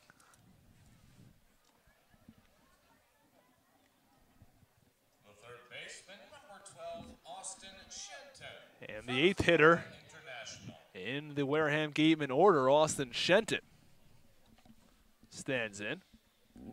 Had a very strong .344 batting average in 2018 at college at FIU. First pitch misses low to Austin Shenton. If you're unaware, FIU, Florida International University.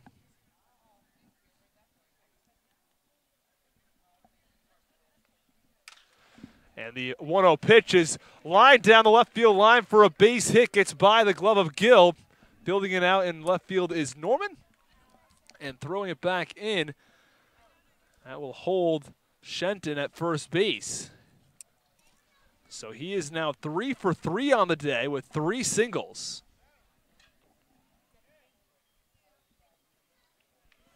Yeah, this bottom of the order for this Gateman team, as we said, they're very deep. They're causing some trouble for this Mariners pitching staff, and they're hard to get out. Attention, please. A pinch hitter for the Gatemen, now batting number 8, Dominic Clementi from Michigan. And Dominic Clementi, a pinch hitter, steps into the left-hander's batter's box. He takes Eric Gilgenbach's spot. Gilgenbach was in the 9-hole.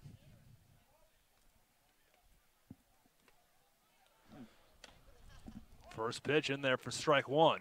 Count no balls and 1 strike.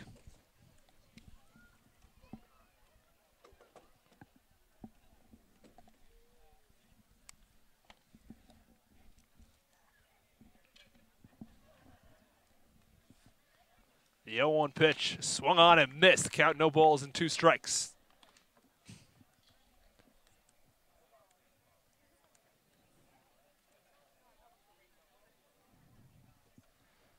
"29 pitches through 1 2/3 innings of work for Tommy Sutera. As he looks back, the runner at first, 2-1, Gateman lead. 2 outs in the 6th inning. And the 0-2 offering is swung on and popped up into shallow left field. Norman moves in and makes the catch for the final out of the inning. So after 6 innings of play, it's the Mariners 1 and the Gateman 2 will be back with the top half of the 7th.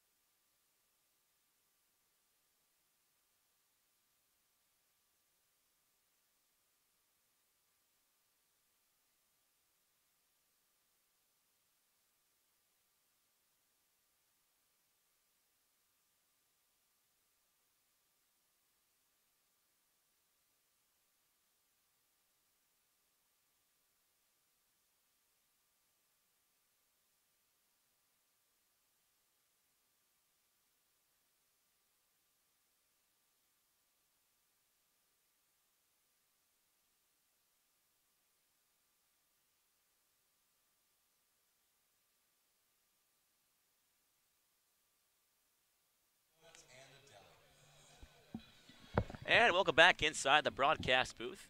Just about underway to get things off in the top half of the 7th inning. Gateman hold a 2-1 lead over the Harwich Manners.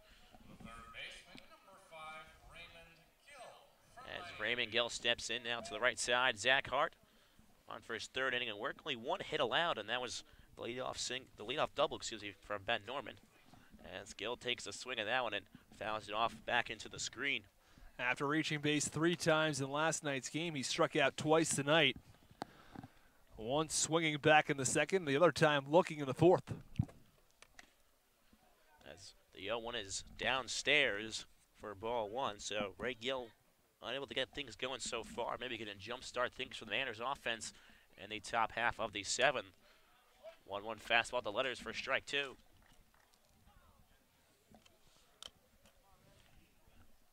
You've seen Hart just pounding the zone tonight.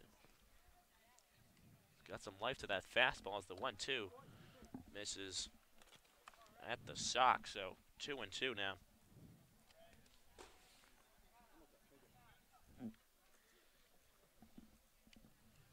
The pitch working quick here. Misses in the dirt. Count runs full, so Gill would work the count now. Hard working fast again, ready to go. And the payoff pitch. Fastball in there. Gill goes down swinging. So Gill has the hat trick now.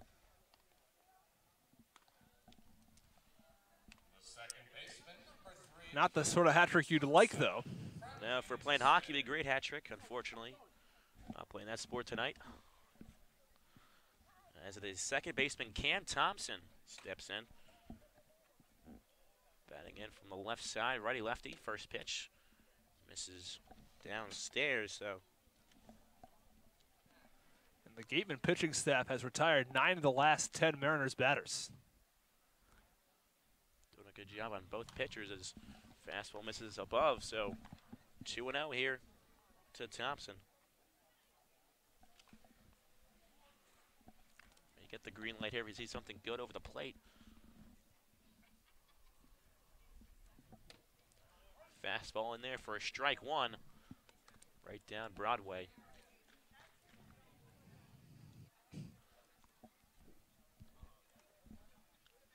Two and 1 the count to Thompson. From the windup, he deals. Just misses inside. Is good frame job there by Miles.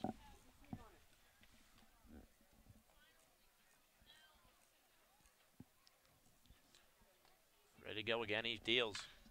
Chopped on late, down the 3rd base line, in for a hit. Thompson looking to stretch it to 2. As he head towards 2nd, the throw is wide and errant as it was backed up, however, by Vaughn. So a one-out double by Cam Thompson. A really gutsy decision by Cam Thompson to try to extend that into a double. It was probably a single for most players, but he's got a lot of speed and finds himself at second base with one out.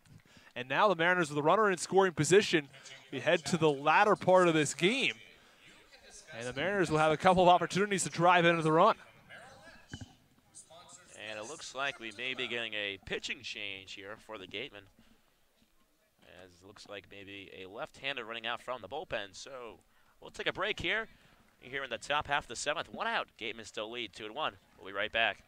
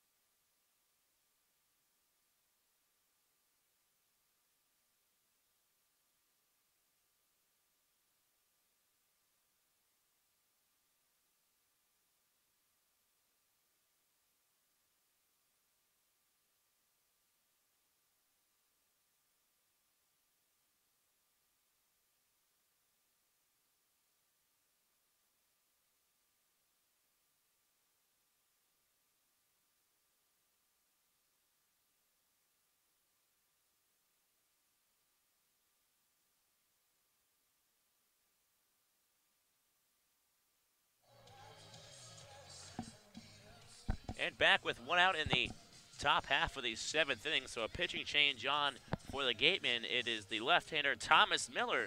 Stands at 6'2", 215 out of Siena College. So big night for Siena baseball in general. As on the Mariners side is Thomas Utera in pitching for the Vanners. So after Thompson's double, is Brad Debo up to the plate. 0 for 2 tonight. Flied out to center back in the second and struck out in looking in the fourth. So looking to redeem himself here with one down at top half of the seventh, down 1 run. Breaking ball misses low and away for ball 1.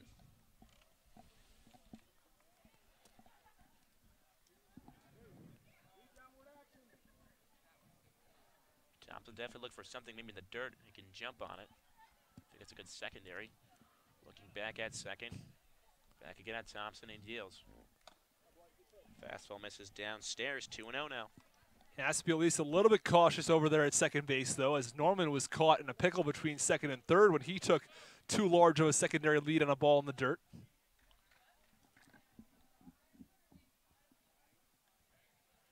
The 2-1 misses outside, 3-0 now. To Debo. Unfortunately, however, the Banners unable to drive in as they left 3 men on base so far. 10 last game. So Mariners might want to try to manufacture some runs on the base paths. As Debo takes the whole way and works on a walk. So something brewing here in the seventh. 2 men on, 1 out. And a concerning start for Thomas Miller. Comes in and throws 4 straight balls. I think that's the last thing as a manager you want to see is a guy just not be competitive against the first hitter. No one warming up in the Wareham Gateman and bullpen. So Ben Norman, the Hawkeye, playing left field tonight. 2 for 2, so he's red hot at the plate. We're 2 men on and 1 out. The pitch. Fastball at the knees. He starts him off with strike 1. Norman came around all the way, scored back in the third after a single. Doubled back in the fifth, and as you mentioned earlier, got caught on the pickle in the fifth. So That is the first walk issued by the Wareham Gateman pitching staff. Two seamers in there on the outer half for strike two. As Norman checked it just a bit, wasn't sure, but called a strike anyway. Norman 2 for 2 on the day. He had a single and a double. So Miller from the stretch comes now, gets the snot, looks back to second at Thompson. Towards home he goes, fast in the dirt is a breaking ball. So count moves to 1-2.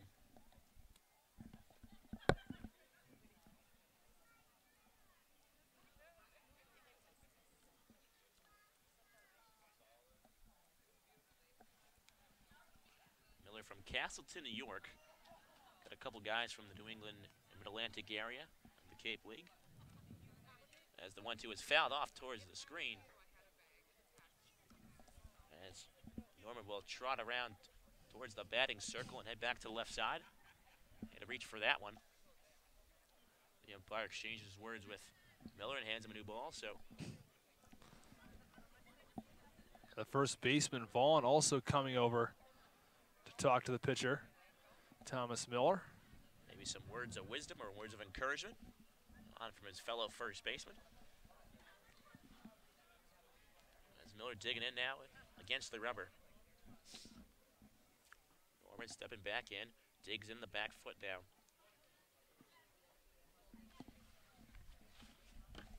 Waiting for the 1-2. He fires in the dirt again. Great stop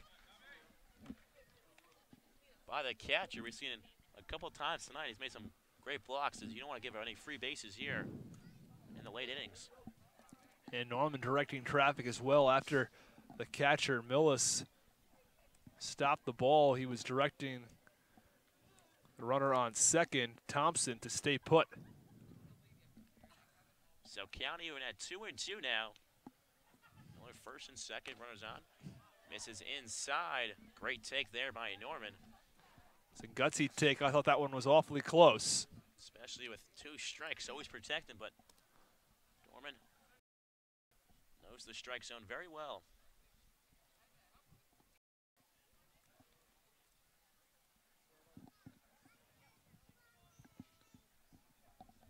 A payoff pitch.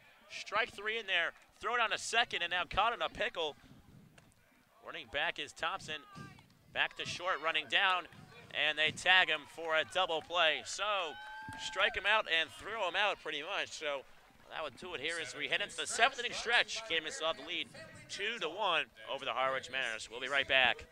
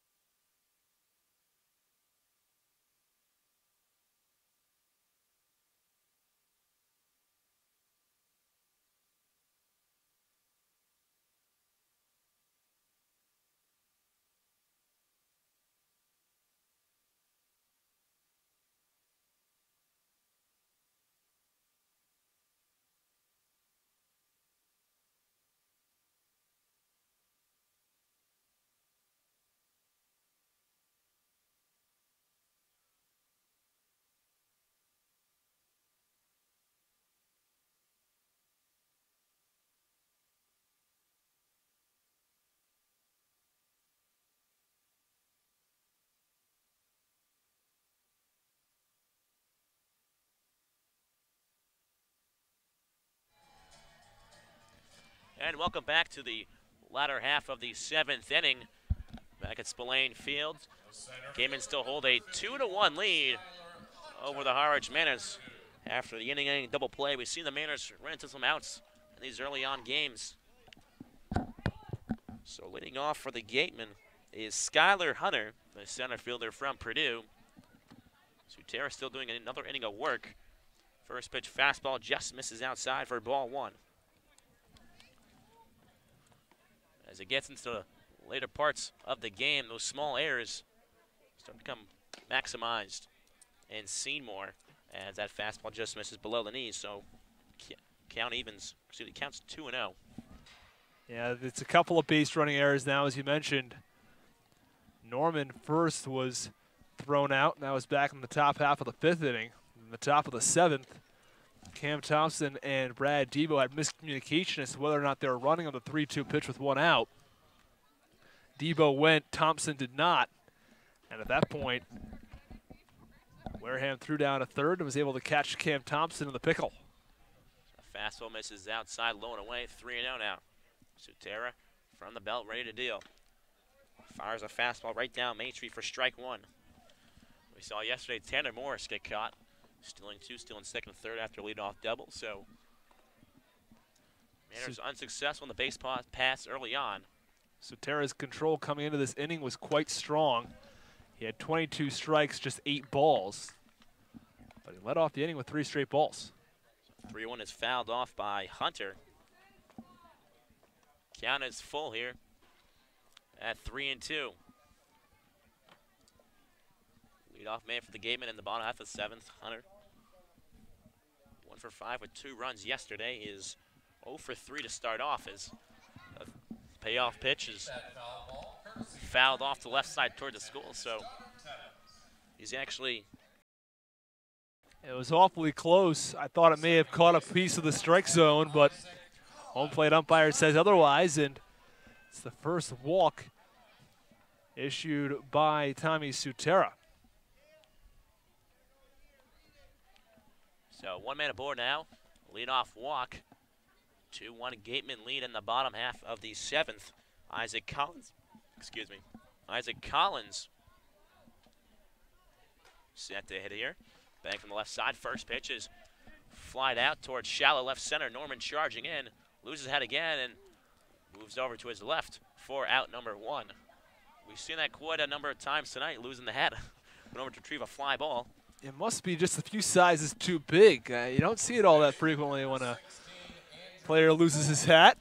But Norman has lost it twice now, and there is some action in the Harwich Mariners bullpen as Dan Poitamani is starting to throw. Andrew Vaughn steps into the right side.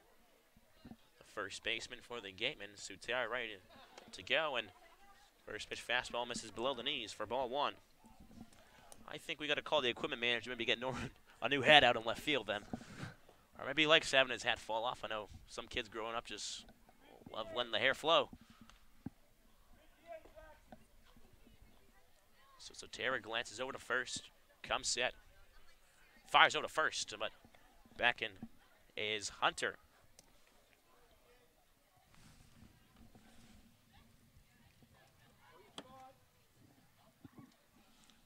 Ready to do again, 1-0. Hunter leading off from first, takes a half a step more. Waiting and fires. That pitch is popped out towards shallow right, and it's a fair ball as it goes just across the line, and going towards third is Hunter.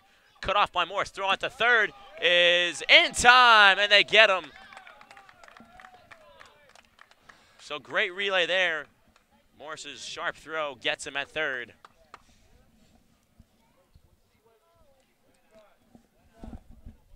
And you mentioned the relay throw by Morris. I don't think that he's out at third base unless Morris makes the relay throw, excuse me.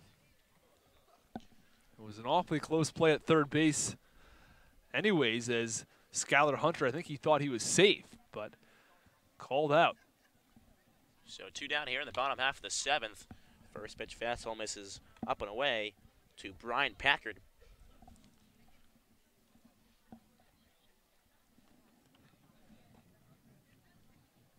Minnesota trying to manufacture some insurance here in the 7th. As that one misses below knees as well. 2-0 here to Packard. Coming into this game, we thought the starting pitching matchup would be the story of the game, and both starting pitchers pitched relatively well. Waldachuk, 4 innings, 1 earned run, and for the Harwich Mariners, DeVito, 4 innings, 2 runs, 1 earned. But it's really been the story of the relief pitchers, who have done an outstanding job over the past 3 innings for each team. I think both games today, first 2 games of the season, we've seen some great pitching from both the starting pitching and the bullpen, as you're saying. And that's a big part of what led to some World Series runs the past few years. As Debo went out to talk to Sutera after fastball miss high. The 3-0 misses downstairs, so a free base there is given as the game will now have 2 men on with 2 out. And Sutera has lost the strike zone in this inning. Sutera has thrown 5 strikes and 9 balls.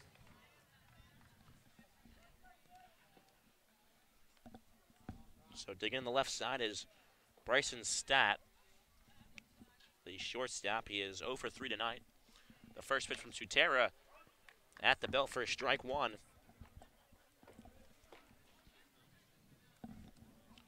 Stat has flied out to center, grounded back to the pitcher and over to first, and he is grounded out to short back in the 5th inning.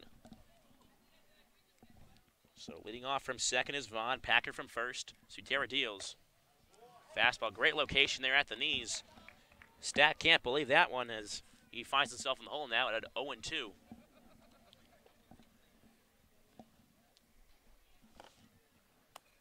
Gaiman lead the Mariners right now 2-1. In the bottom of the 7th, Sutera the 0-2. Off-speed pitch, chopped fairly high. Morris charging behind the mound. Throws, try to shovel it, and couldn't quite get the transfer right. So that'll go as an infield hit now, as the bases are loaded for Parker Phillips. It's a high chopper, and that was a really high chopper as Morris charged in on it. And by the time he fielded it, there was no way he was going to have a chance at first base, even with a quick transfer. So this is not the guy you want up if you're Coach Englert and the rest of the coaching staff, as Parker Phillips has been one guy to get out tonight. He's doubled and driven a run, walked and scored, and unfortunately struck out looking. First pitch, changeup, finds the zone for strike 1. So Phillips has done everything right tonight. Bases are juiced here. Nowhere to put him, Sutera. The 0-1. Fastball got him swinging. 0-2 now. Sutera going right at Phillips. Trying to get out of this jam here as the gatemen try to get at least one across here with a 2-1 lead in the bottom half of the 7th. The payoff pitch. Curveball misses low and away for ball 1.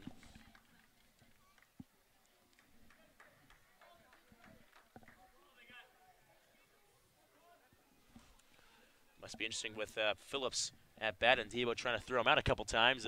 Might have maybe even said a few words like, hey, chill out on the base pass, please. I don't want to be thrown out and look silly. As fastball got him up in the zone. So Sutera gets out of the jam as we head to the top of the 8th. Gaiman hold a slim lead, 2-1. You're listening to Harwich Mariners Baseball.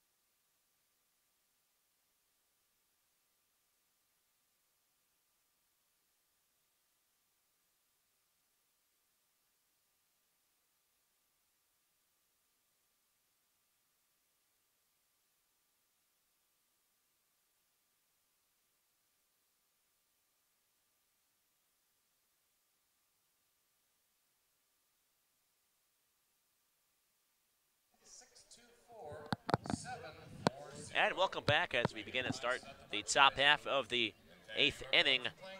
Only 6 outs left for the Mariners to get a run across.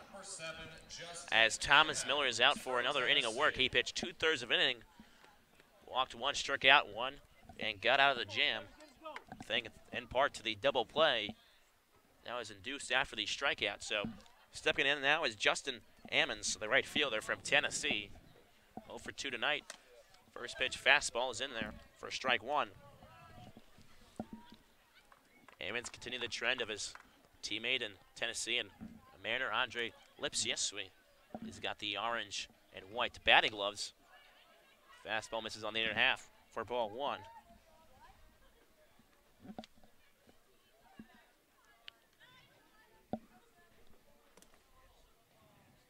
Miller deals again.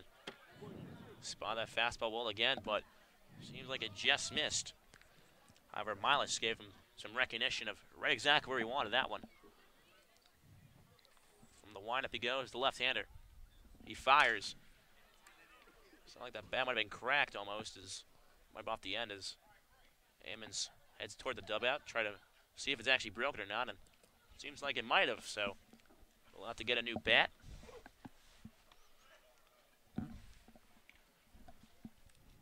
Ammons taking plenty of time to walk back and forth between the dugout and the plate as he receives his new bat. You know, as people always say, my coaches, baseball has no time clock, so except now in the minor leagues you got a pitch clock, so go figure. So the 2-2 to Ammons as he puts his batting gloves back on, and almost like a Dustin Pedroia or Nomar Garcia-Parra, playing in the Cape League for the Orleans Cardinals, as it was back then, as the 2-2 is clubbed on to second, scooped up and thrown over to first for out number 1 as Collins puts him away. The center fielder, number 29, Zachary Watson from LSU. That last hit by Ammons, it almost seemed like it hit off the end of the bat, that one too, so unlucky there is Zach Watson, the leadoff man.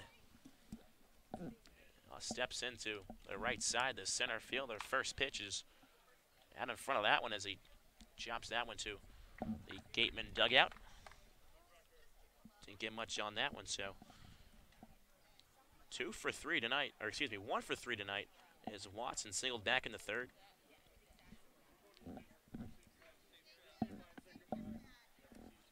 Yeah, one misses downstairs. Count goes to 1-1.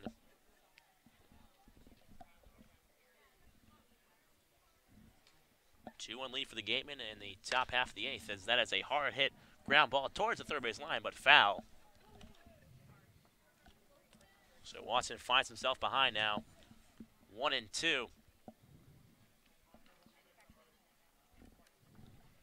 Watson just recently called up and joining the Harwich Mariners for his first game as he chops that one foul down the third base line again and rolled over that one. So count stays at 1-2.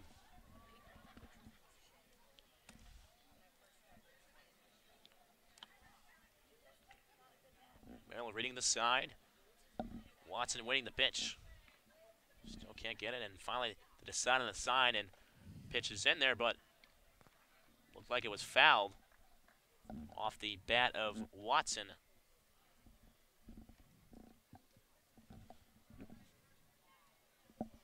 As the umpire brushes off home plate, and he'll back towards his position as we wait the 2-2 from Miller.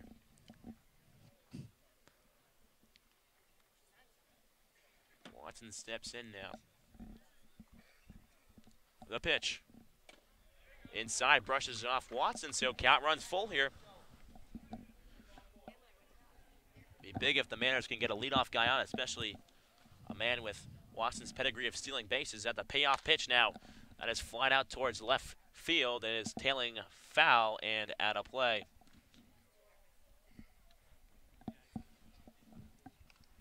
Left fielder Packard gave that one quite a run, but it was ultimately out of his reach.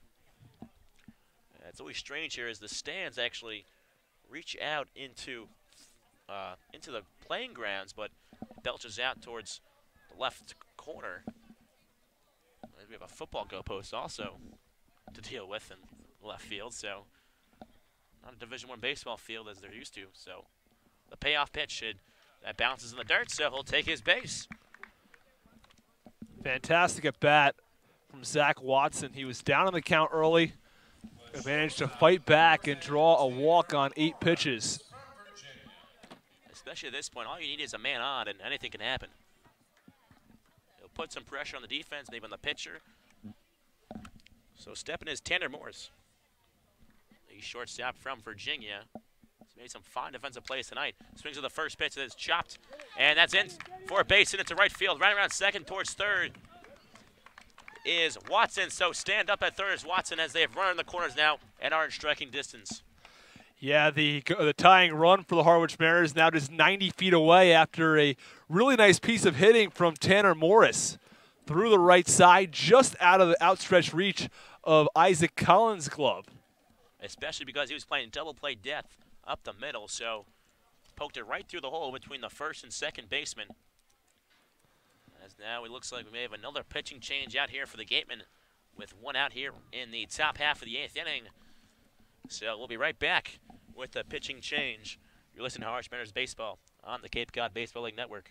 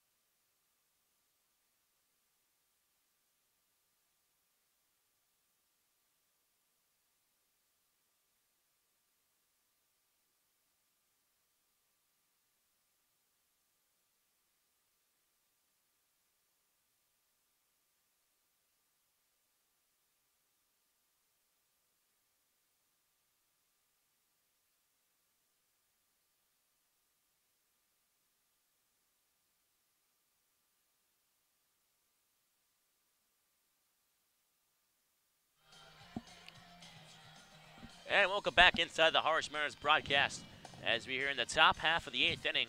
2 men on, and a new pitcher on the mound is Dominic Savino from University of Albany. More of a starting pitcher back at school. He actually struck out 15 guys in one game, so only 69 strikeouts in 79 in the 3rd inning, though. He has 1 save back at school with a 3.63 ERA, 8-4 win-loss. As the go-ahead run is on first for the Mariners. But more importantly, the tying run 90 feet away. If the 3-hitter, Gabe Rivera, can get this ball into the outfield, there's an awfully good chance that the runner on third, Zach Watson, will be able to score. First pitch fastball is in there. I think all Rivera needs to do now is just put something in the outfield or either find a base hit or just get on in general. As he waits in the throw off towards first. Back in sliding safely is Morris. The Mariners have to be awfully smart on the base paths right now. They do not want to run themselves into another out. It has cost them quite a few outs tonight, so that's one thing I would think both first base and third base coach would be telling them. As the 0-1, Savino checks and he fires. Misses upstairs, so count moves to 1-1 here with 1 down in the top half of the 8th inning. 2-1 Gateman lead, however. Tying run at third. Go ahead run at first. Savino ready. Gets the sign. And he deals. Rivera swung on a miss. So count moves to 1-2. And Rivera had that timely RBI single back in the third inning. Hoping for another one of those as he's down here 1-2. Savino ready, gets the sign. Throw over to first, however, to check on Morris again, but he's back in safely, sliding in.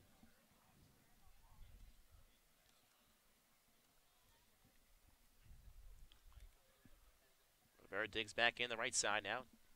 Taps the plate and bat on his shoulder, back up now. Savino looking in.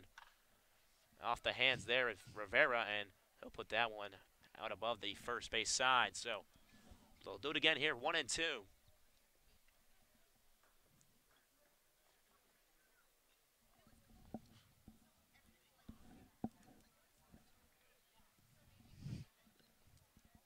Sun fully set here in Wareham, and lights full effect here on the diamond as it agreed begins to drop as the 1-2 got him swinging.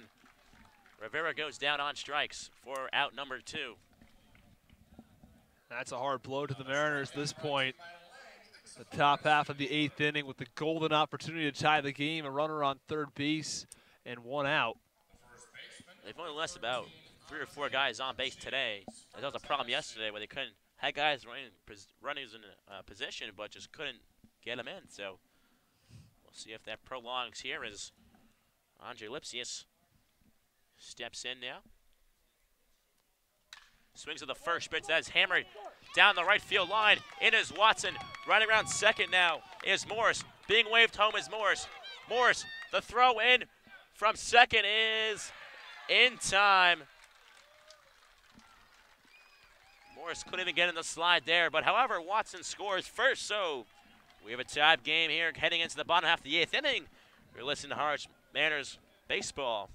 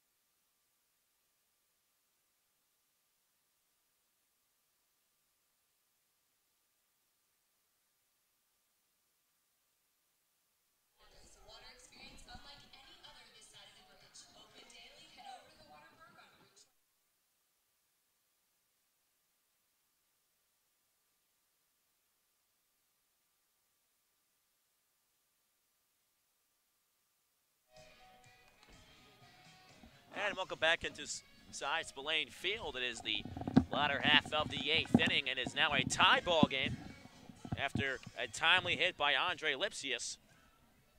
However, Morris was waved on home and unable to score from first, but new pitcher on the mound is Danny Poitamani from Stevens Institute of Technology, the left-hander on the mound. Pitched in the Coastal Plain League last year, 3-0 with 14 Ks. No earned runs in 13 innings. So we'll have the 7, 8, 9 hitters up. As the first pitch is hammered back off into the stands after it bounced off straight off the pole behind home plate. Poitamani threw quite a few innings for Stevens this past season. 90 innings, had over 100 strikeouts. As he gets set now, the 0-1 check swing. I'll check over the umpire at first and did not go around. So count evens at 1-1.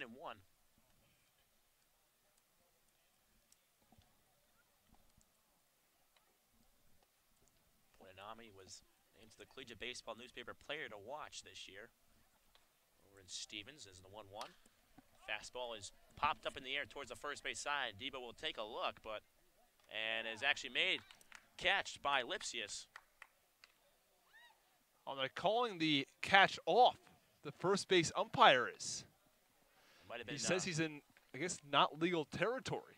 I guess where the camera is or something. I mean, I don't know, but.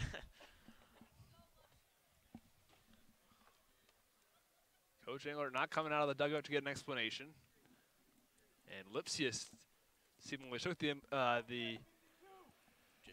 call and just said, oh, well. Yeah. Did not seem to have any argument with it. See if Poitamani can get it here in the 1-2. He fires in, just misses outside.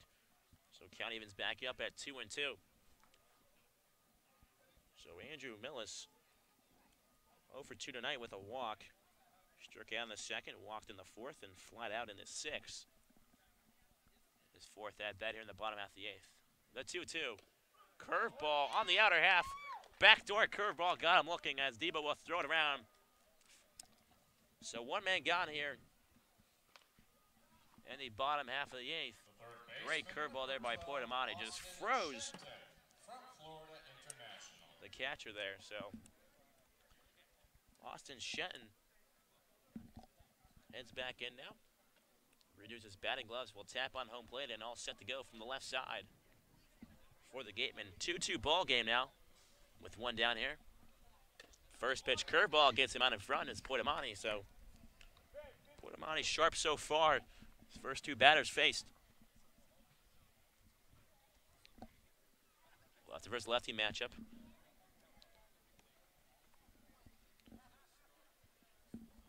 Poitamani reading the sign. Is set now and he'll deal. Curveball at the knees, just misses. Seems like it just dipped right before it reached home plate as it finished below the knees. So 1-1 count here to Shenton, who's been on base quite a few times tonight. 3 for 3 with 3 singles. Curveball just misses the outer half.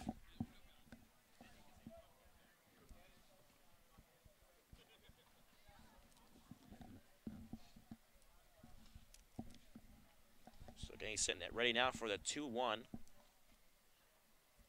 Pitch from Poitamani. Fastball, got him. So count moves to 2-2.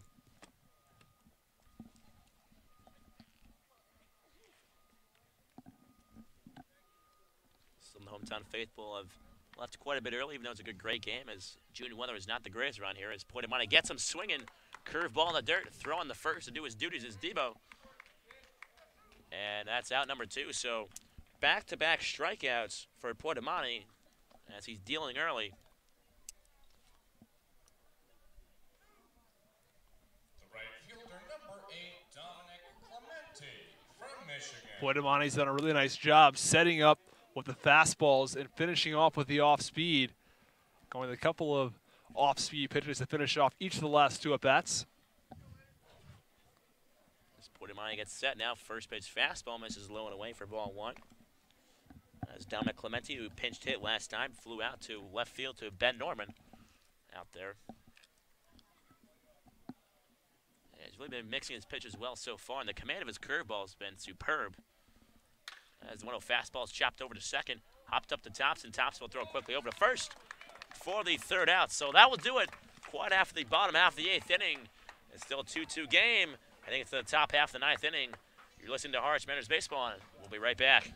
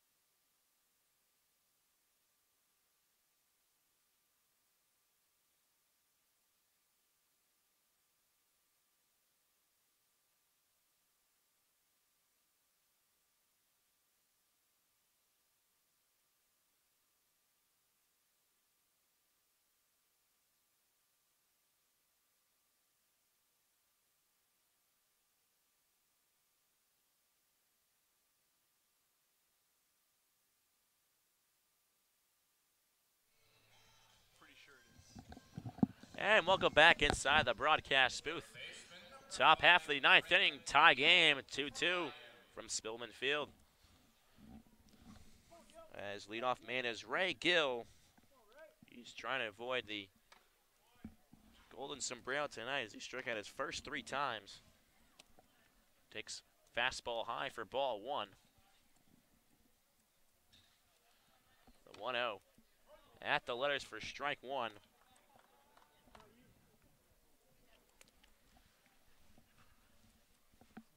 As Savino is on his second inning of work here for the Gateman. 2-seamer goes on the outer half for strike 2. Count moves to 1-2. Savino so far 2/3 of an inning, giving up 1 hit, 1 strikeout. As off the hands there, fouls that one off to the right side. And they'll do it again here at 1-2.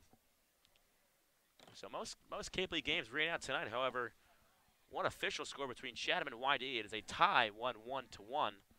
I'm sure to the darkness as check swing there by Gill is fouled off towards the screen.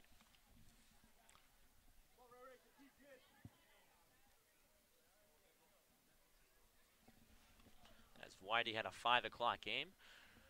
Most games were rained out today. We had some passing rain over the Cape, and fastball misses low and away, so evens up now at 2-2. As we weren't sure for a while if this game was actually going to get in, and luckily able to get this game in as the 2-2.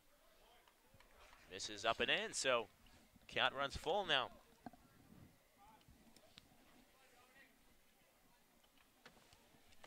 No one warming up in the Harwich Mariners bullpen right now, so it seems like Poitamani may head back out there.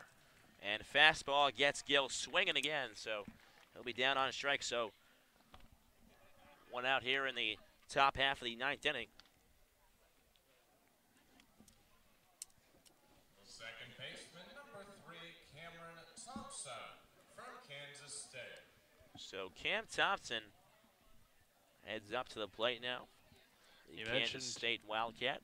You mentioned the golden sombrero for Ray Gill. He has it. He did work quite a long at bat that time, though. 8 pitches before Savino was finally able to retire him. To discuss strategy, you can discuss investment strategy with Joe Crespi from Merrill Lynch, who sponsors. We're hearing right now with the best probably marketing things I've seen from Wareham. Anytime there's a foul ball, it's like this foul ball is sponsored by, and the pitching coach and strategy for financial services. I mean, who's ever come up with these is actually kind of genius, I'm not going to lie. As the pitching coach is on, and seems like we're going to have a pitching change coming here, looks like. So that will do it for us, as we'll be right back with a pitching change.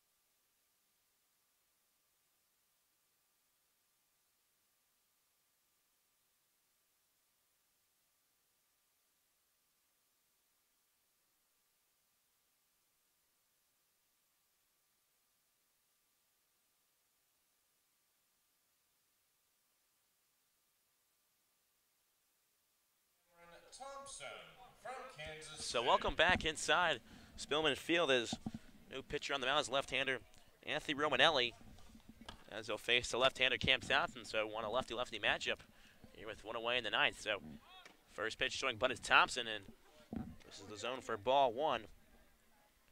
Maybe trying to bunt behind Shenton's back there.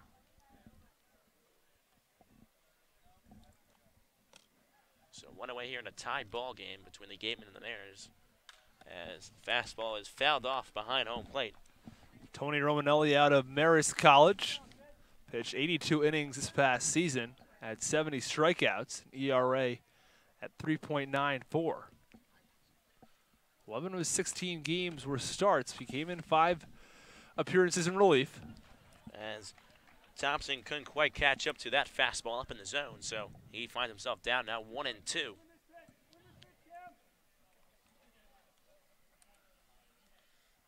So Savino's night is done. Pitched 1 inning, gave up 1 hit with 2 strikeouts. As the 1-2, Thompson weaks it at that flare out to second, and under it for out number 2 is Collins.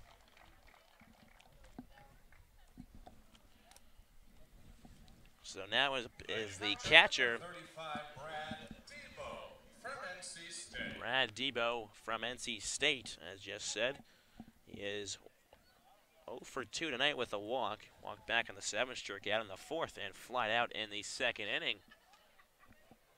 He tries to give the Mariners a lead here as fastball misses low and away for ball one.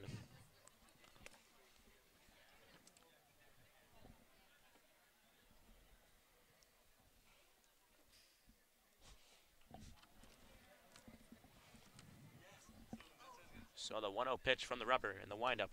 Swung and a miss. Count moves to 1-1. As Debo will step out and redo his batting gloves, stomp back in now against Romanelli. Romanelli from the windup. Lefty versus lefty matchup. And he deals. That ball is hammered out towards left center field. Going back at the track. And under it is Packard with a lot of room out there. So that will do it for the Mariners at the top half of the 9th inning. As we head into the bottom half of the 9th, you're listening to Harwich Mariners Baseball on the Harwich Baseball League Network.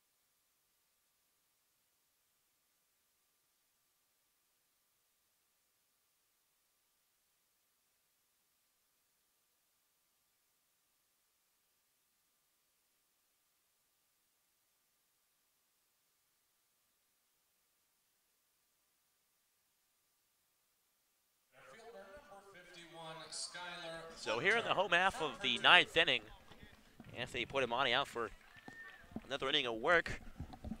Pitch an inning scoreless with 2 strikeouts.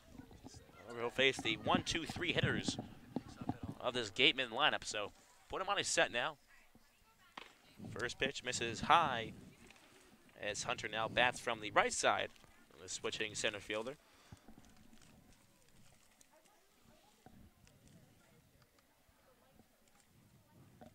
So the 1-0. Ball misses high, and Debo will go right out to put him on and talk things over as a light drizzle begins to come around here in Wareham.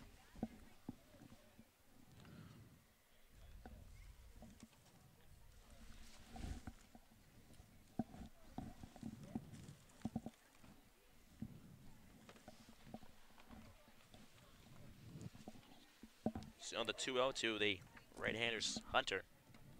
Poitamani deals and fires. Fastball misses high again. Police point just a little off here to start off the 9th.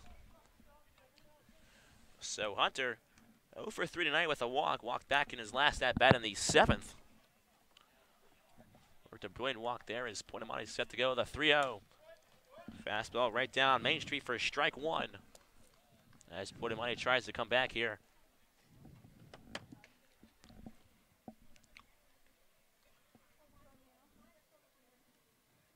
The windup, Poitamani swung on and missed by Hunter, so Poitamani making a comeback here and fights back to full count. Go a long way if Poitamani can get the leadoff man out and kill this Gateman offense here, as that is swung on and clubbed out. Shallow right center, and Ammon's on for out number 1. So Hunter is retired to start things off here in the home 9th as Isaac Collins head towards the plate. The smooth sitting Creighton second baseman. He is 0 for 4 tonight. Flied out twice and struck out once and grounded out the other time. So Collins trying to do some work here as lefty-righty matchup. Fastball just misses above the letters and a little outside, but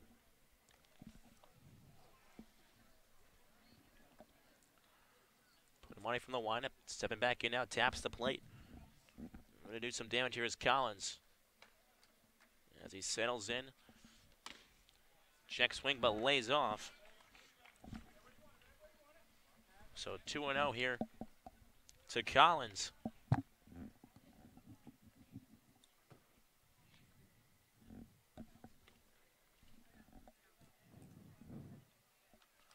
Poitamani gets a sign. He fires. Fastball in there at the knees for strike 1. Count goes to 2-1 here with 1 down.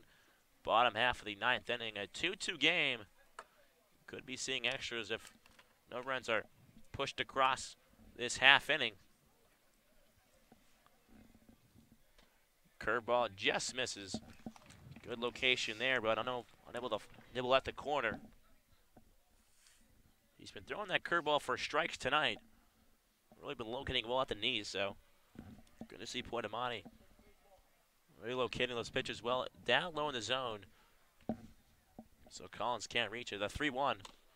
Fastball misses away though, so Collins works on a 1-out walk here to get the Gateman rally going.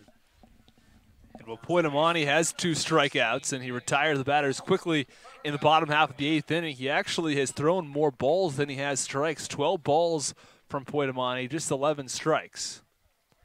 So his command hasn't been tremendous, although he has the 2 strikeouts. Yeah, those 2 strikeouts he's been doing great work on his management out towards the mound now, and whole infield will have a meeting. So I guess in the bigs, you see this more often where the whole infield gets in and has limits to do to mound visits.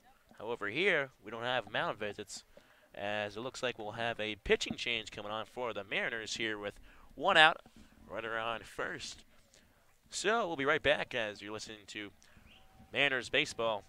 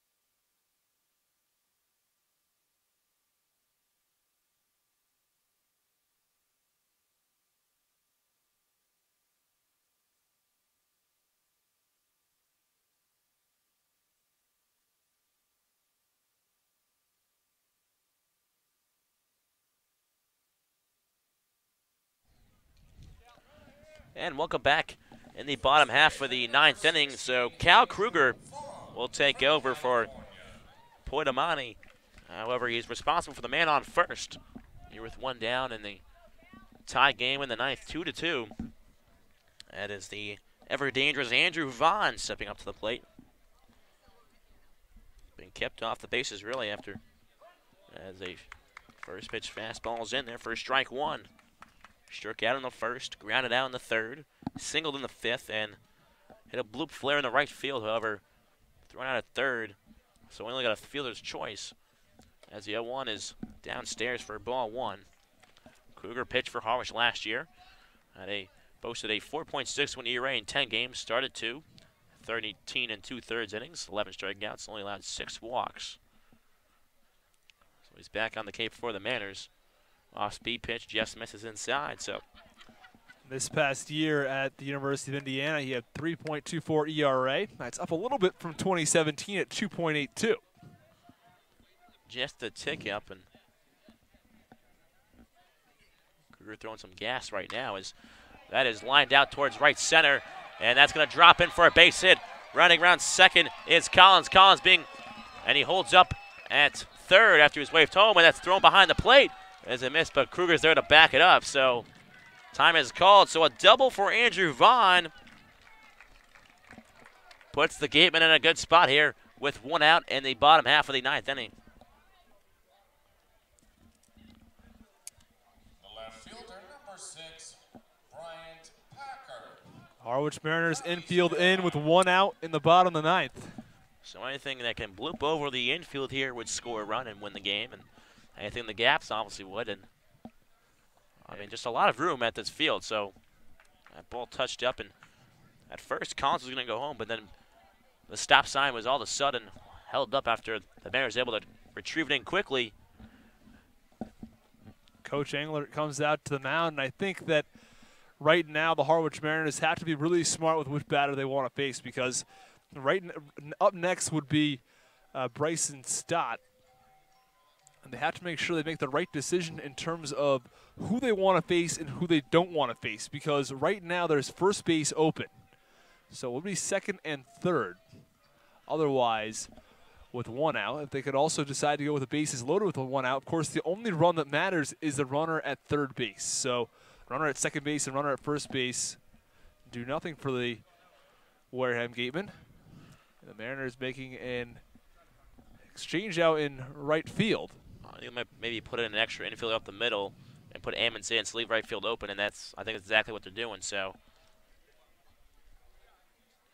they don't want any balls up the middle, so they have five infielders. Sorry. That's right.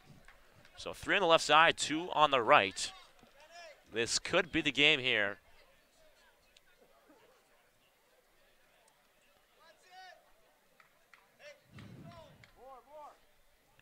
His position now more towards central and actually to the right side with a left-hitting Bryant Packard in.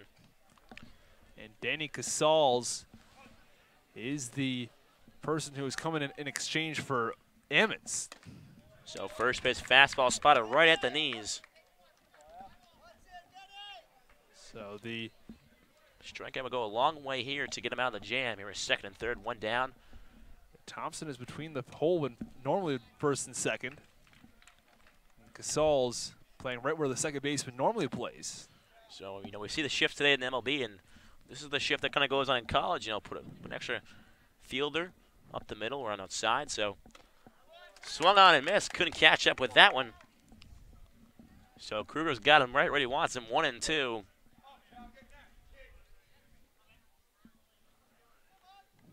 So directions being shouted from the away dugout here. Would not be surprised to see Kruger throw something out of the strike zone. So fastball misses away. Count evens at 2 and 2. With first base open, he needs a strikeout. Because at that point, you can bring the infield back. You can put the fielders back in right field. That ball is hacked off and fouled over the school over here on the left side. So that is true. First base is open, so he's not going to give him really anything good to hit after he's got him down with 2 strikes. I'm sure that's what Coach Egler might have mentioned in the conference before. As Bryson Stout that is chopped up, and that's a foul ball. As Debo crouched out there like a cat and tried to tag him out, but did not cross home plate. So they'll do it again here at 2-2. Bryson Stout on deck, so Stat's 1 for 4 on deck, whereas Packard's been kind of getting on today. So at the belt now, the 2-2 to the left-hander. Fastball misses up, so count runs full. 2 on, 1 out, full count in the latter half of the 9th inning. Gaiman trying to win the game and walk it off here. Time is called, and fills in some of the holes. And the left side is Packard as he taps his bat on his cleats, and he'll head back in now for a big pitch here. At the belt. The 3-2 from Kruger. Fastball is lined out, and it is caught, and it's tagging up now. The throw to home, and it is not in time, so the Gateman will walk this one off in the bottom half of the 9th inning as the Gateman win this one a score of 3-2 on the walk-off sac fly from Brian Packard as Isaac Collins scored from third as he gets the Gatorade shower going on at first base. Austin, what did you see tonight from this Mariners team? Well, I saw some really strong pitching from really everybody involved. It was DeVito who threw 4 innings of work. He didn't have his best stuff, especially in the 4th inning, but he managed to work out of it nonetheless. Then Tommy Sutera came in. He was excellent. 3 innings of work, allowed no earned runs. Did allow 4 hits, but still he pitched quite well, and Poitamani was solid as well. He allowed just 1 walk. He's going to be charged with that earned run, even though he only allowed 1 walk and 1 1/3 innings of work. Kruger did struggle upon coming in. He pitched just a third of an inning, allowed a hit, and then the sac fly to win it for the Wareham Gatemen. But I think overall the Mariners had to be happy with their pitching. The hitting wasn't quite as good. They left a lot of runners on base tonight, and that was the issue. This is a game the Mariners could have won should they have been able to drive in more of their base runners. Yeah, we're going to look back towards, maybe around the 7th inning. We ran a couple outs on the base pass, too. I think if Angler wants to look back on this one, pitching strong in the last 2 games. The bullpen has done, a pretty good job. It's just leaving guys on base and unable to get those guys in, and they can't run talents on the base path. If they want to perform well this year, they can't continue to do that. Otherwise, that's just shooting yourself in the foot. It's going to cost them towards the end of the year. So that's right. The Mariners ran to 3 outs on the base paths with Cam Thompson, along with Brad Debo and Ben Norman. So the Mariners need to make sure that they don't run themselves into outs, and that could have been the difference in tonight's game. A couple of runners on base late in some of these innings. So that would do it for here at Spillman Field. Final score, Wareham Gatemen 3, Harwich Mariners 2. We're going to see you tomorrow night in Hyannis. We'll be a matchup between the Harbor Hawks and the Mariners. So we say so long until tomorrow.